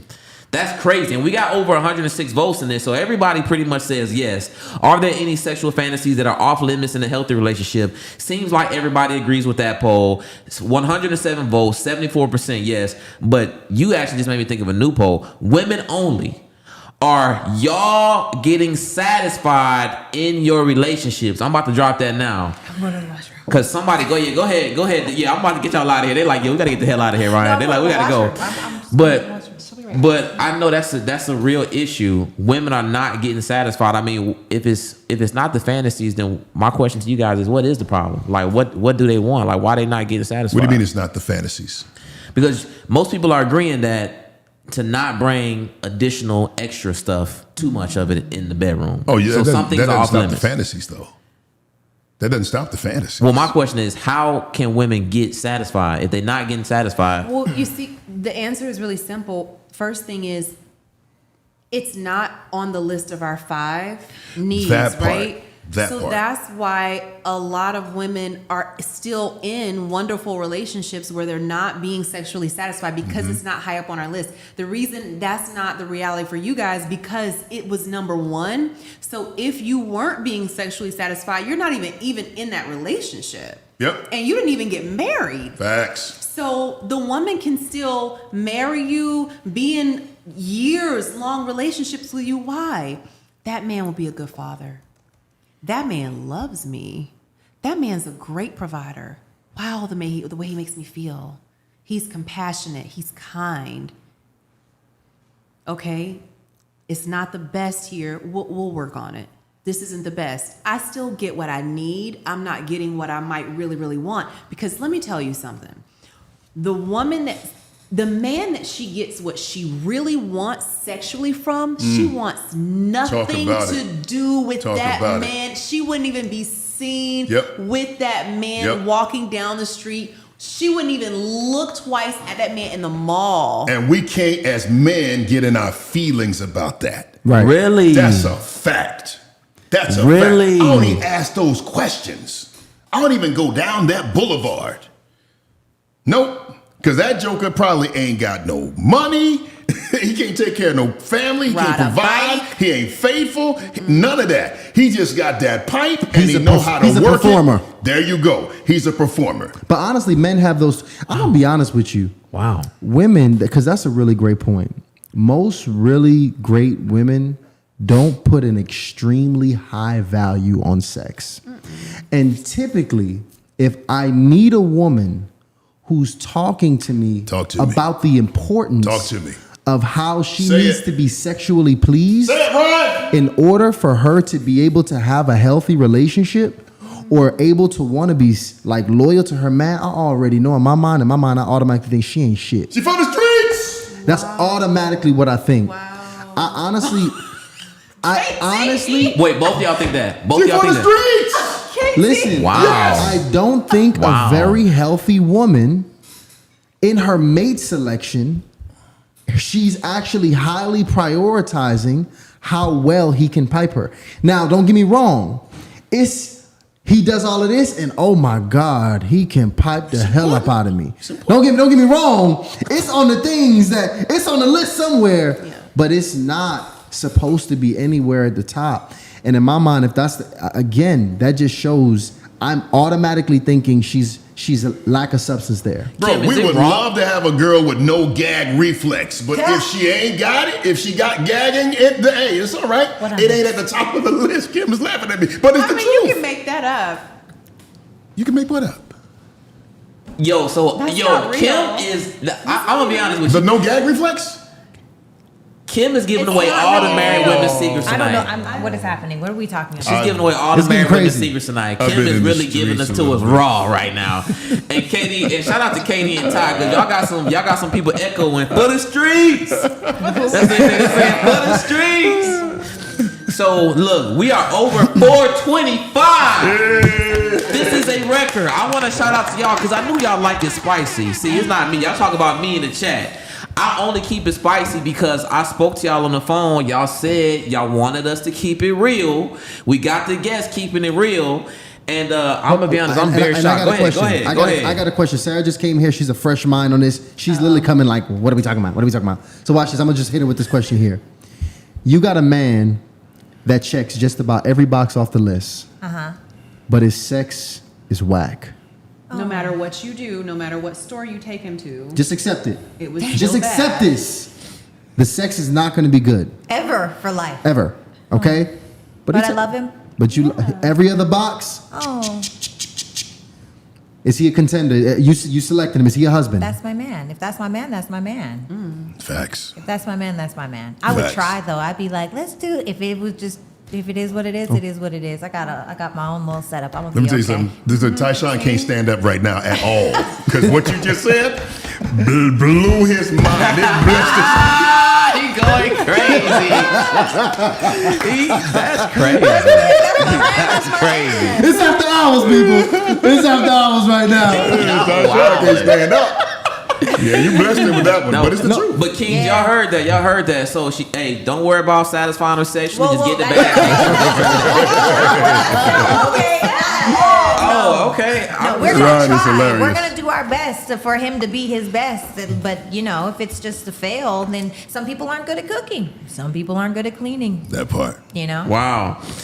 So that's a compromise. I think y'all was just scared. Tyshawn, you gonna let me know when we're gonna close this out because it's going crazy. Over 425 still live in the chat. Wow. But I think y'all scared. We got 425. I want to get at least at least 100 responses to this poll because it is women only. Women, are you satisfied sexually in your current or your most recent relationship? Right now, the votes are leading no. The votes are leading no. So women, I really want y'all to let me know, because if it's true, then us as guys, we got to do some things to kind of step it up and make sure y'all getting the proper Just be loving that great y'all leaders. need. Just be great leaders. Wait. Okay, hold on. That'll be your next live. You guys can do it right. Yeah, but the thing about it though is if you're asking, and my wife put me in game with this. Like I'm thinking, like when I tap you on the shoulder, and then you like, hey, come on, that you supposed to be as a willing participant as I am. And sometimes that's not the case. She is just there to make sure you get yours because you need it more than I do. Now that's tough to hear, but I still do it. Yeah. You know, it's tough to hear. Yeah. That this is some hot sex. Yeah. But it's 3:30. I'm gonna take this hot sex and we're gonna try it again tomorrow. Like a little earlier though. 3:30 a.m. Yes, am. Why are you You couldn't have hit me before midnight. asleep? But, Why are you she's tapping her? she's an incredible woman. You have a great wife. Yes, yes, Yeah. and she has a great husband. Yes. All right. Come on okay. now. Look, Ain't mad nobody. the 79 votes in so far, 58% of women said they are not sexually satisfied. I don't know what to say about that. Damn. Like we know it's an issue, but to have women actually chime in the vote and it's continue to go up and up and up, But I theirs really is just more don't know what to say. theirs is more mental, bro. Like sex for them, what I didn't get. You don't believe that sex is more mental for y'all? Ooh, that's good. No, And I'm gonna say this. because I think because he's saying in your most recent relationship, that means there's some Mentally. physical performance not happening repetitively in that relationship. So that's not just mental. That is performance is not there. Yeah, it could. No be. orgasm. I So still look, think it's I actually both. we got a super chat in here, and I'm gonna let you go ahead and rock it out. And how So, many of y'all women saying no got them roses? I'm gonna close this out at 85 votes. Women, are you sexually satisfied in your current or most recent relationship? And closing it out, 58% of women said no. But shout out to Alex Minor. He's been going crazy tonight. Alex actually brought up a really good point. Ladies, I just want you to drop in the chat. Drop a yes in the chat right now if you have been or are sexually satisfied that's by not your anonymous. most That's not anonymous. by your most recent or current situationship. Ooh. So not the relationship, but drop a yes in the chat if your most recent fling, one night situation, It's not situationship, anonymous. if you were satisfied by Tyrone, You ain't got no poll? drop a yes in the chat right now. No poll. Oh, and it's yeah. okay. We won't snitch on y'all. Oh my okay. goodness. Don't worry, fellas. They coming in. Fellas, look, follow. They coming in. The yes is coming in. Subscribe to my OnlyFans, fellas. I'm Okay. gonna take Oh care of my y'all. gosh. I'll teach y'all some things. Facts. Listen, I don't even know what to say. Look, I'm not getting married, Kim, because you scared me off tonight. I honestly think I'm gonna be honest. Even in my relationship, in my relationships, even as a single guy, the longer you have a relationship with that woman, the more difficult it becomes to keep that shit spontaneous. And I'm talking sexually, to keep that shit spontaneous, to keep it just as exciting as you were, and for you as a man, because y'all don't know what we thinking on our end, for you to just be as excited as you were about her when you first started dealing with the woman, especially if you were a man that came from a lifestyle where he was able to just have about whatever he wanted to, so it's a very difficult thing to grow with somebody sexually. So the thing about it is, you saying, I get what you're saying, Kim, because that's another very fragile part of a man's ego and manhood, is you giving him criticism on his sex. But ladies, y'all better understand some high-level communication techniques. If that's something you want to improve, you better figure out how to have a conversation or how to give some inspiration in that area. The only thing that you really, I don't know. I think even if you don't say it, you might can guide him into doing certain things in the moment that might suggest it. But at the end of the day, that was amazing. That was incredible, babe. That was the best. That was great. I that's really what men want to I don't hear. know. They want to hear that this was great. No man wants to hear. That's a fact. They don't want to That's a fact. hear. That's a bar now. Yeah. No, baby, it Thanks. could have been a little better. That was okay. That was good. It was all right. Nobody wants to hear that. No, but You my have wife, to she'd be say like, this "Hey, was well, great. that's all right. That's all right. I'll get mine tomorrow." I've heard that. But at least you're gonna show up. Okay, good. Then let's get it. That's some 2 decades of marriage shit right there. Oh yeah. That's And the other thing is that sex can get weird the older you get, because Yeah. the birth of kids, when you have a son, Yeah. and she starts choosing that little knucklehead over you, oh, that's different. Really? With the birth of kids, the death of parents, menopause, men going through the change, all that kind of stuff. Everything changes, and you got to constantly like reinvent yourself for that person, because the things we used to like, the thing I liked at 20, I don't like that shit now. Right. It's different. Yeah. Sometimes the thing that really, really gets me like, man, losing my mind, just get in the bed naked. Take all that shit off. Just get in the bed naked, and I feel great. We ain't necessarily gotta have sex. Yes, we do, but not necessarily. Yes, we do. And so how about this? I want to end on this one right here, guys, because I know y'all. It's time for y'all to go to sleep. You got a morning routine to do in the morning and shit like that. So we gotta get to it. 400 plus But on right now. I want to talk about this. Oh, it's so good. Yeah. Masturbation. Okay. Yeah. So how do you guys feel about your partners masturbating in the relationship? Is that betrayal? No. Is that something that if you walk in the room and see him masturbating, is he gonna try to hide like, No. or does he know to be like, come here, baby? Yeah.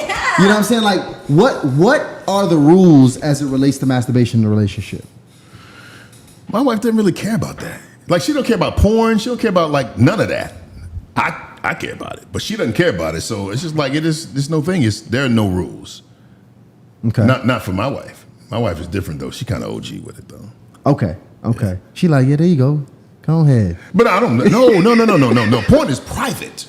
When I was doing porn, it's private. I ain't trying to do porn in front of her. First of all, Okay. I don't need you saying, "Oh, that's how you do it." Wow, look at that. That's oh, what you like? Why you doing that? Yeah. No, I don't need that. It's private. That's private. Okay. So Yeah. your wife don't want. Categories. She does not want to be a part of Oh, that. she probably because she nosy. She want to be a part of it. No, I'm just not, because it won't lend itself to sex. Because what I'm getting excited about, it ain't her. So why I'm trying to jump into that party? That party ain't had nothing to do with me. So why I'm trying to get in that? See, I want to drop a poll on this here. Drop a poll? Is your partner? Are you open to your partner masturbating in a relationship or something along those lines? I want to hear what the ladies got to say with that. Is that also same kind of deal? I'm okay if he do it, just do it far away from me in the bathroom with the door closed, or I actually even want to watch and like it, or I could just be on my phone scrolling on Instagram while you're right next to me. Like, what's the rules to it? Scrolling on They said that's Instagram. another episode. You could go. Oh, I don't mind it. I think it's fine if that's what the person wants to do. I have no issue with it. I do it myself to myself, so I don't. My Yeah, husband could do it. I think scrolling on Instagram would be weird if I was sitting there, but it's by no means is like do that over there for me. Like, it's normal. We're human, you know. We all. Like if it's mutual Yeah, masturbation, yeah. then I'm all for that. Oh Yeah. my God, that'd be great. That's Yeah, you. see, I'm not married, so that's the situation. But I don't think masturbation is healthy. I really don't think it's healthy. I really don't think it's healthy. Now, I do know it's highly publicized that the effects and impact that it can have on men. That's the most, like, how much we watching porn, how much we, jacking off, how it affects our long-term or ability to have sex, how it affects how long we have sex, how it affects our mind when the dopamine is being kicked off in our That's heads. when you're abusing it. Do you have You to can't watch abuse it. porn to do that though? That's a good question. Like, why do you No, need to watch I don't that? think you have to. I just think this thing in moderation, okay. But I do think, I don't necessarily think it's a private thing, though. I don't think it's a private thing. Yeah, What you mean? I don't think that. I think it is a sex act. I think it should be discussed and known up front how often each of us regularly engage in masturbation. Oh, I do think okay. I that's got a what you're sex saying. act. my Yeah, body, my that's choice. cool. That's cool. I ain't tripping. Wow. I think. Wow. Wait, what'd you Yeah, say? Say it again I thought now? it was My body, like, my this is choice, how many maybe. times I'm gonna do it this week. I don't know that I've I feel ever like that's had kind that of conversation. controlling over the person. Like, okay, you can only do that once a week. Like, I don't Ryan, think I'm that- only I- giving you he's what. not- I That's don't think kind of he's saying that. controlling. I'll be honest. Now, I wouldn't set any kind of rules. I'm not saying I'm doing that, but I would like to know habitually how often my woman indulges in that. Really? I and really why? would, because I think this is the thing. I don't think masturbation is the most healthiest thing for us to do What if as she's individuals. not watching porn? See, it's not just about that, right? Because men it's are the- more visual. That's what I'm saying. A lot of women don't watch anything when they do it. I know, you but guys are it's watching something. easy. It's easy access. You guys can do it 3 and 4 times a day, no problem, no problem. But what I'm thinking is, if it's an experience, because it is a sexual releasing experience, I would like for us to be challenged mentally. Oh, you don't want to waste it. I want it all. Now, I understand it's not always possible, right? But I do think it's something to consider. So if I'm dealing with a woman, no, you know what? I'm not even finna get into it this episode. Wait, I have a I'm not question. gonna get into No, this I have a episode. question. Does it matter how she does it? Like the way that she does it? Does that make a difference? No. It's not about the way that she does it. It's the fact that it's being done. I think it can have more damaging effects than positive effects, typically. Why? What's she thinking about? Who's she thinking about? I think what Ryan is saying, he wants to be a part of anything that No, he has a good question. I mean, that's sexual. I think he wants to. You is it want to be a part dangerous? of that Is it experience. dangerous for a woman to fantasize about other men while she's masturbating? Is that a dangerous thing? I just think that that's just a real possibility. I mean, we watch movies, we watch anything. So it could. No. So I'm agreeing with Fancy. I'm gonna let you go. We got Fancy just chimed in. She said, if it's habitual, then there's a deficit in your relationship. I personally think that could be an indication of that. But go ahead with your point, because I know of people my are body, he, my was, choice. he was saying if she thought of another man during, then you said that there's an issue, right? I asked you, would you consider that an issue if you regularly fantasize about other men when you masturbate? Which I'm pretty sure is what happens. Not really, because you can do that. You can watch a movie, you can watch this, you can do that. You can watch a movie with a beautiful woman that's in there. You're literally fantasizing about somebody if you're visually watching pornography. Right. So we're getting into a space of saying, I need to control your mind. This is delirious. Marry somebody and be with them. You can't control that person. If that little toy is gonna make your wife happy and make her smile when you get home, let her have that. So what about And so don't what ask about that woman. what if it wasn't the toy, right? Yeah. What if instead it was liquor? Wait, what? That's different. Because that's that alters your state. Does For the orgasm and not alter your state? I mean, it does, but for the better.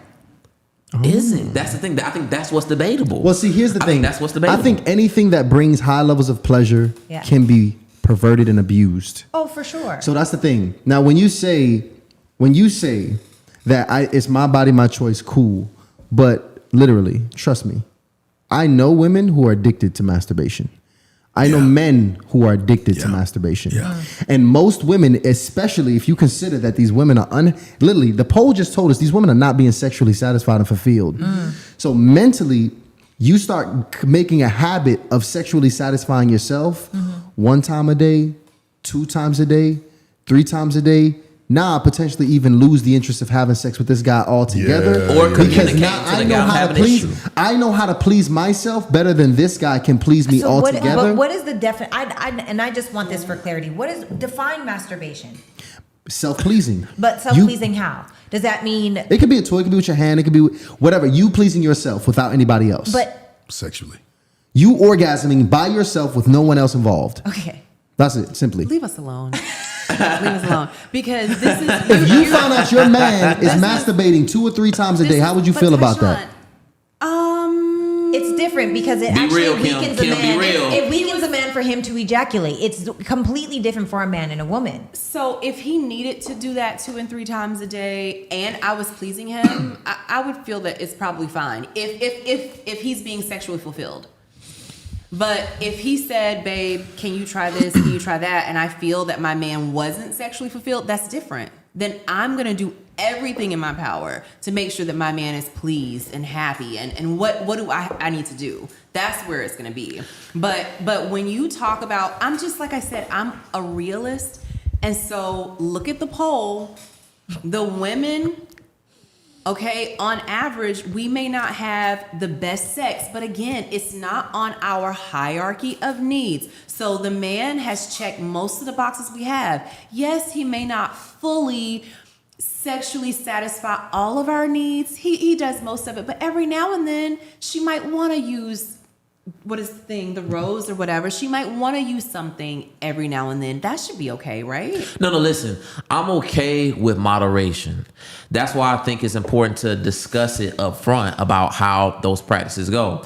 Now, in the off chance, maybe somebody can do it 2-3 times a day and not have issues. All I'm saying is there's certain things, pleasures that we can indulge in that could be an indication of a larger problem. I'm not saying it's always the case. Ladies, I'm not trying to stop y'all from pleasing yourselves. I'm not trying to do that. But if I was in a serious relationship and I'm looking to build with my woman emotionally and intimately, I would like to know how she operates, and I would like her to keep it low so that way we can be explosive together. That's it. That's it. That word explosive was crazy. So would you guys, if you guys saw your girl masturbating, however she would do so, would you feel like you want her to do this in private? Would you want to join her? No, Would you? No, she can have her level of privacy. Like, So you want privacy? Yeah, I would want privacy. This thing, maybe it's just me being paranoid, but I know what compulsive masturbation can do to you, and it's not good. But that's talking compulsive, right? I think we're just talking about natural. But that's the thing about masturbation. That's the thing about it. It's so pleasurable. One time can turn into 2. 2 times can turn into 7 in a week. That's like saying if you have a drink once a week, I you're want an y'all to be alcoholic. real. I want y'all to be real. Y'all Yeah. know how masturbation works. Don't tell me that one time cannot escalate to 5. What? I think it may have to do with the personality of the person. So if Yeah. you have an addictive personality already, and you might know that, then yes, that could become an issue. But I mean, I guess I'm just speaking about in a normal, healthy relationship. And then on top of that, when you talk about marriages and committed relationships, anything can be a conversation. Yeah. So it's not, and I feel like a lot of times from single people, things get it's like the detriment of the relationship because of this. Yeah. Oh God, I can't get married because of that. We're not going to work because of this. When it's just, hey babe, what's going on? Hey babe, am I pleasing you the way you like? Hey babe, am I doing this the way you like? What do you like? Baby, let's talk. Literally, what would do you like? I asked what that would you, question. you know, are you into this now? Or baby, let's explore something. Or baby, let's have fun. Baby, let's take a trip. Baby, maybe we need to change the environment. Baby, let's get a babysitter. There's always, you always work things out with the person that you're spending your life with. So I don't think, nothing's a problem. Okay. Now, Kim, that's why too. I would say this. So I heard you say this, and I think this could be problematic. I think the "my body, my choice" statement is a little problematic for a married woman. Here's why. I think when we talking about this union, marriage, and what it's supposed to be, we supposed to become one. We over here got a whole ceremony. We pouring damn sands together, doing all of this shit, talking about how now we're becoming one person. And then for you to go on and say "my body, my choice," I think it's actually fair for your partner to have some level of investment. So, Tyshawn, what I meant by that, and I stand by my body, my choice, right? Because it's my body, and at the end of the day, it is my decision. At the end of the day, but am I gonna allow my husband? Yeah, absolutely, I am. I'm gonna allow my husband. The same as he allows me because I'm his wife. My husband even asked me, when we were first married, he would say, babe, I'm thinking about cutting my beard. Somebody overheard that and said, why is he telling her that? He just go get a haircut and cut his beard. He would never do that because he knows I like that. He knows I love rubbing his beard. He knows that I have an affinity towards it. I even love shaping up his beard. So when it became kind of itchy or whatever this does on you guys, it's like, man, I'm gonna start this over and just cut it off. Let me tell my wife, babe, I'm thinking about doing this. All right, babe, if it's bothering you, then go ahead, but I like it. But if it's bothering you, do it. He cut it off. It's his body. If he wants to do that, that's fine. But guess what? He respects me And I know that he said it that way because of the respect and the love he has for me, and because he wants me to do the same thing. I'm not gonna go get a tattoo on my body that my husband doesn't know about. I'm not gonna change something permanently on my body that my husband doesn't know about. Yes, it's my choice, and I have a right to do it, but I'm gonna consult with him. I respect him. I like that context was important for me. Yeah. I needed that. I think some of these conversations, I think that we got a lot more to unpack because it's some secrets coming out between what's really going on in these relationships, and it's very interesting. And thank God we had KD on today, because Kim and Sarah, they got these ladies going crazy. I already see, oh, Sarah's so right, oh, Kim is so right, but KD had to straighten y'all out today. I'm talking stuff. No. I think today has been amazing, man. I mean, I've really got some different perspective, and it's allowing me to see things a little bit more clearly about, the reality of the situation, what's perceived about the situation, and so on. So, I mean, I don't even got nothing else to say about this because I can go all night. Let me tell you, Kim, you were an amazing addition to the conversation. Shout out to you, Kim. I'm glad you guys had me. Absolutely. I'm glad you came as well. Sarah, you Sarahing. I was quiet today. I was just more listening today. No, see, Sarah tried to hold back a little bit because I can tell she got some opinions, some very strong ones she tried to hold back tonight. But we still appreciate you. Thank you. Yes. And we're gonna get them up out of her in a second. Yeah. Everybody is already saying they want to see this group back. Listen, y'all are gonna be more than welcome. We're doing some very creative things. We got some big things coming up, guys. Let me tell y'all, we are crafting some very specific conversations where we want some very specific people a part of those conversations, which is why each of you are here today to give the perspective we want and able to communicate it and package the words together in a way my people can understand it, and we can all actually achieve understanding among each other. And listen, I left it today. I'm a lot smarter than I was at the beginning of this live. I appreciate you, ladies. I appreciate you guys. Y'all better go ahead and become members. Again, what we're going to do here, we're going to give you guys a special link. Is it only for the first 50 or the first 100? It's for the first 100. It's a special link to speak directly to me and Tyshawn. So I'm going to continue to drop it in the community chat. I'm also going to drop a survey. I've been checking out your surveys from the members as well. Those are really great. We're bringing all of those things to it. We're going to have the super chat feature, the comments feature. We updating the whole live production. Is about to go crazy. And plus, guys, if you join the YouTube membership, it's going to be help us be able to create some exclusive content for you guys, but also be able to continue to bring special guests, amazing guests, and have amazing conversations. So all KD's Bowl, his link is in the bio. Kimberly Aaron, link in the bio. Sarah Fontenot, link in the bio. Subscribe, everything, guys. Hopefully we hit over 40 members tonight.